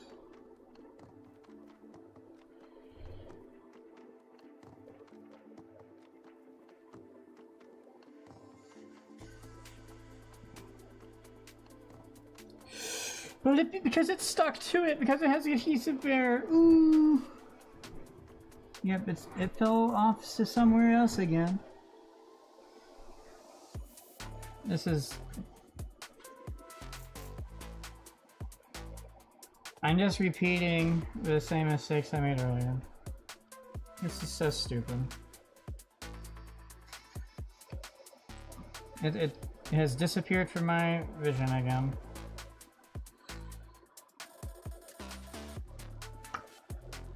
This is impressive in more than one way.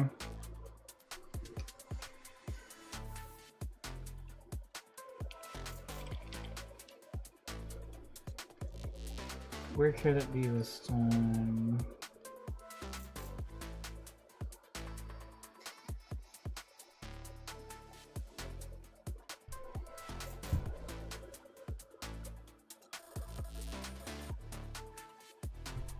This is so dumb.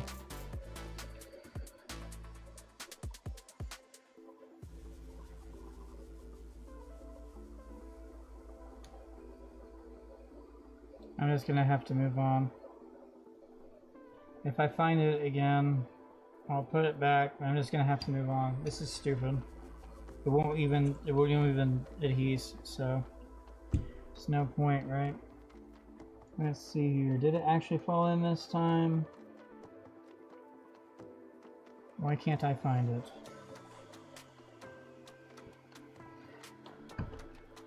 Like, where is it this time? You know?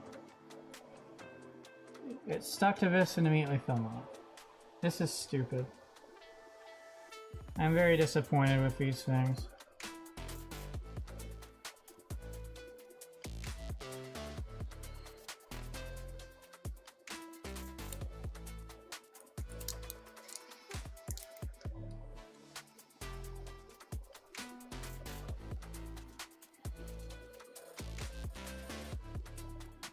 I'm genuinely not feeling it here.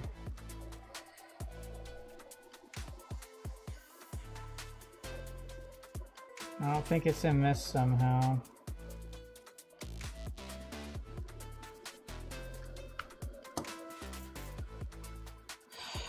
Which takes me back to square one of what I was trying before.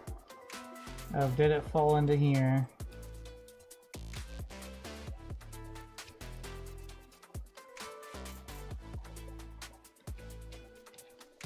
This is so stupid. What a terrible design.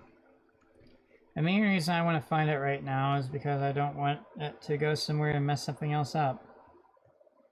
Not because I actually want to try using it.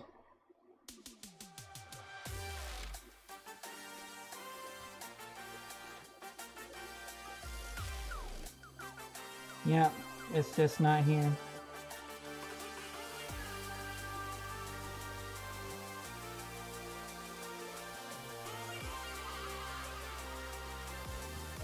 This is so impressive in a bad way. What a terrible design.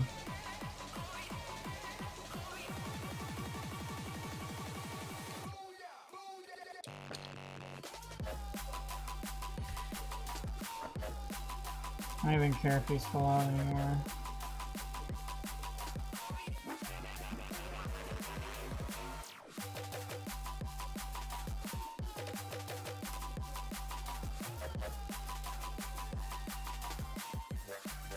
I don't think it fell into this.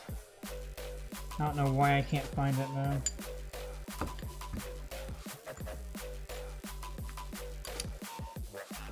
What a shame. What a stupid design choice they made with this thing.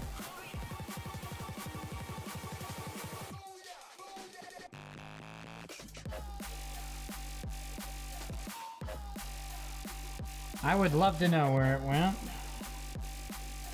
It just... the sticky side stayed on this when I let go. Oh! Wow! It's still on the freaking tweezer.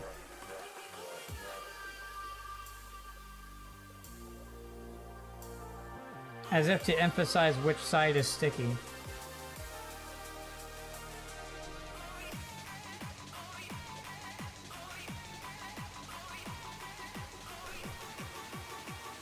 What's funny is I already looked, too.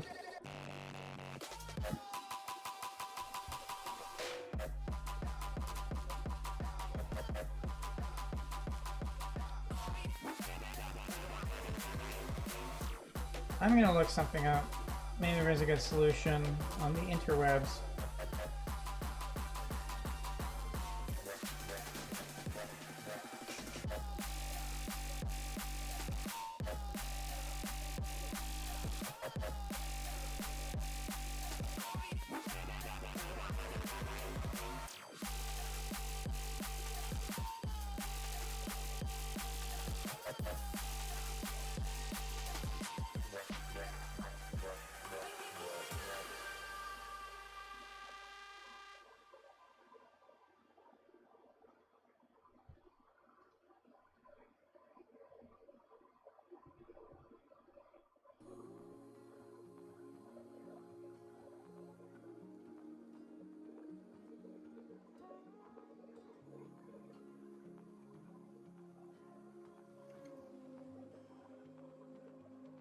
Just like the sea,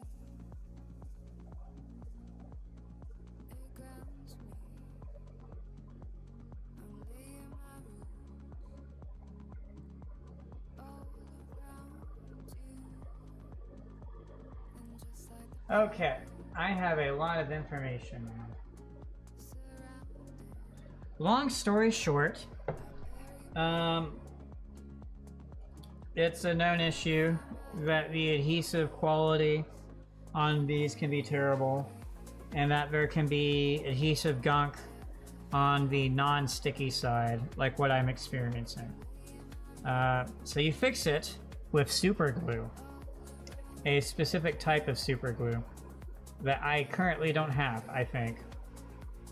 So I'll have to look into that for later on. Now the good news is I don't think this will hinder assembly. So what I'm gonna do is I'm gonna punt on doing any more photo etching. We'll say screw that for right now. I will do my best here to put this back on.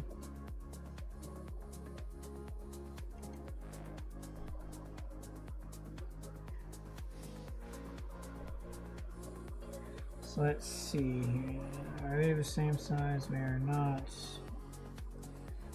That is the way it would go.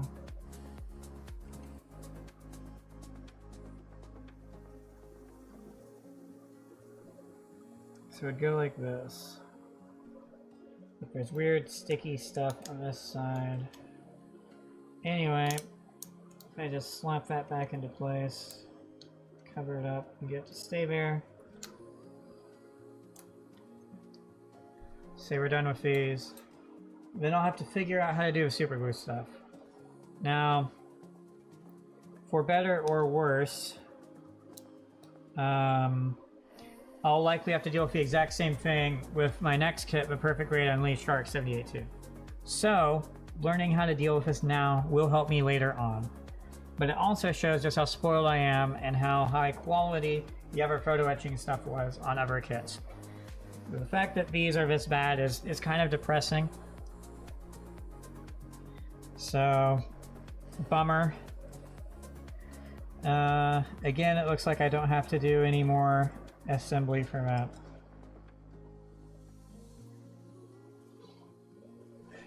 In fact, I may just end it here for right now. I've been going for over 4 hours now. Okay, so it looks like it wants me to add the head on. In this view, I'll just go ahead and do that.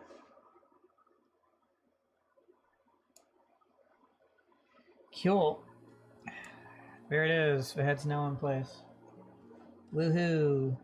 It looks weird because the armor isn't fully covering it up. But there it is. So that's 4 hours of progress right here.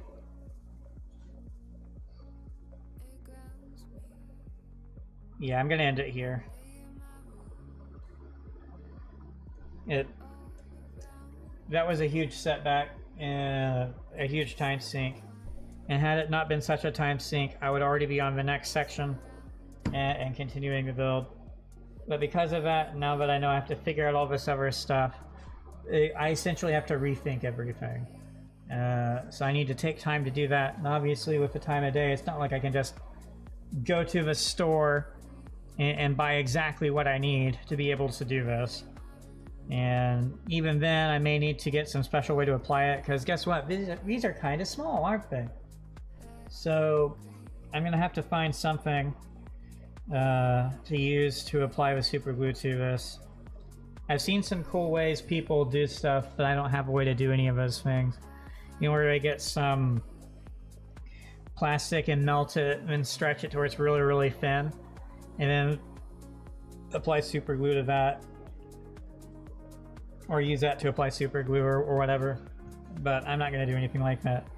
Another issue, obviously, is because this is metal, I need to do a special type of adhesive. So that'll be fun.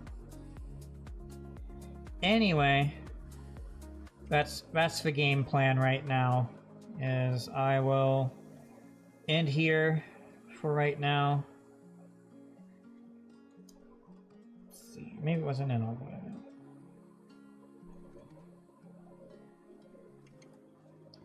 There we go. Now the head unit's actually in all the way. Cool.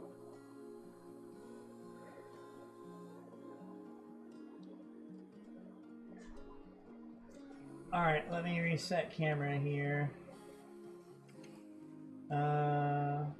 First off, we do that. I'm not sure zoom-wise if that's good or not. I mean, it looks fine, I guess. Can read some of that clearly, so we'll say that focus and stuff is okay. Okay.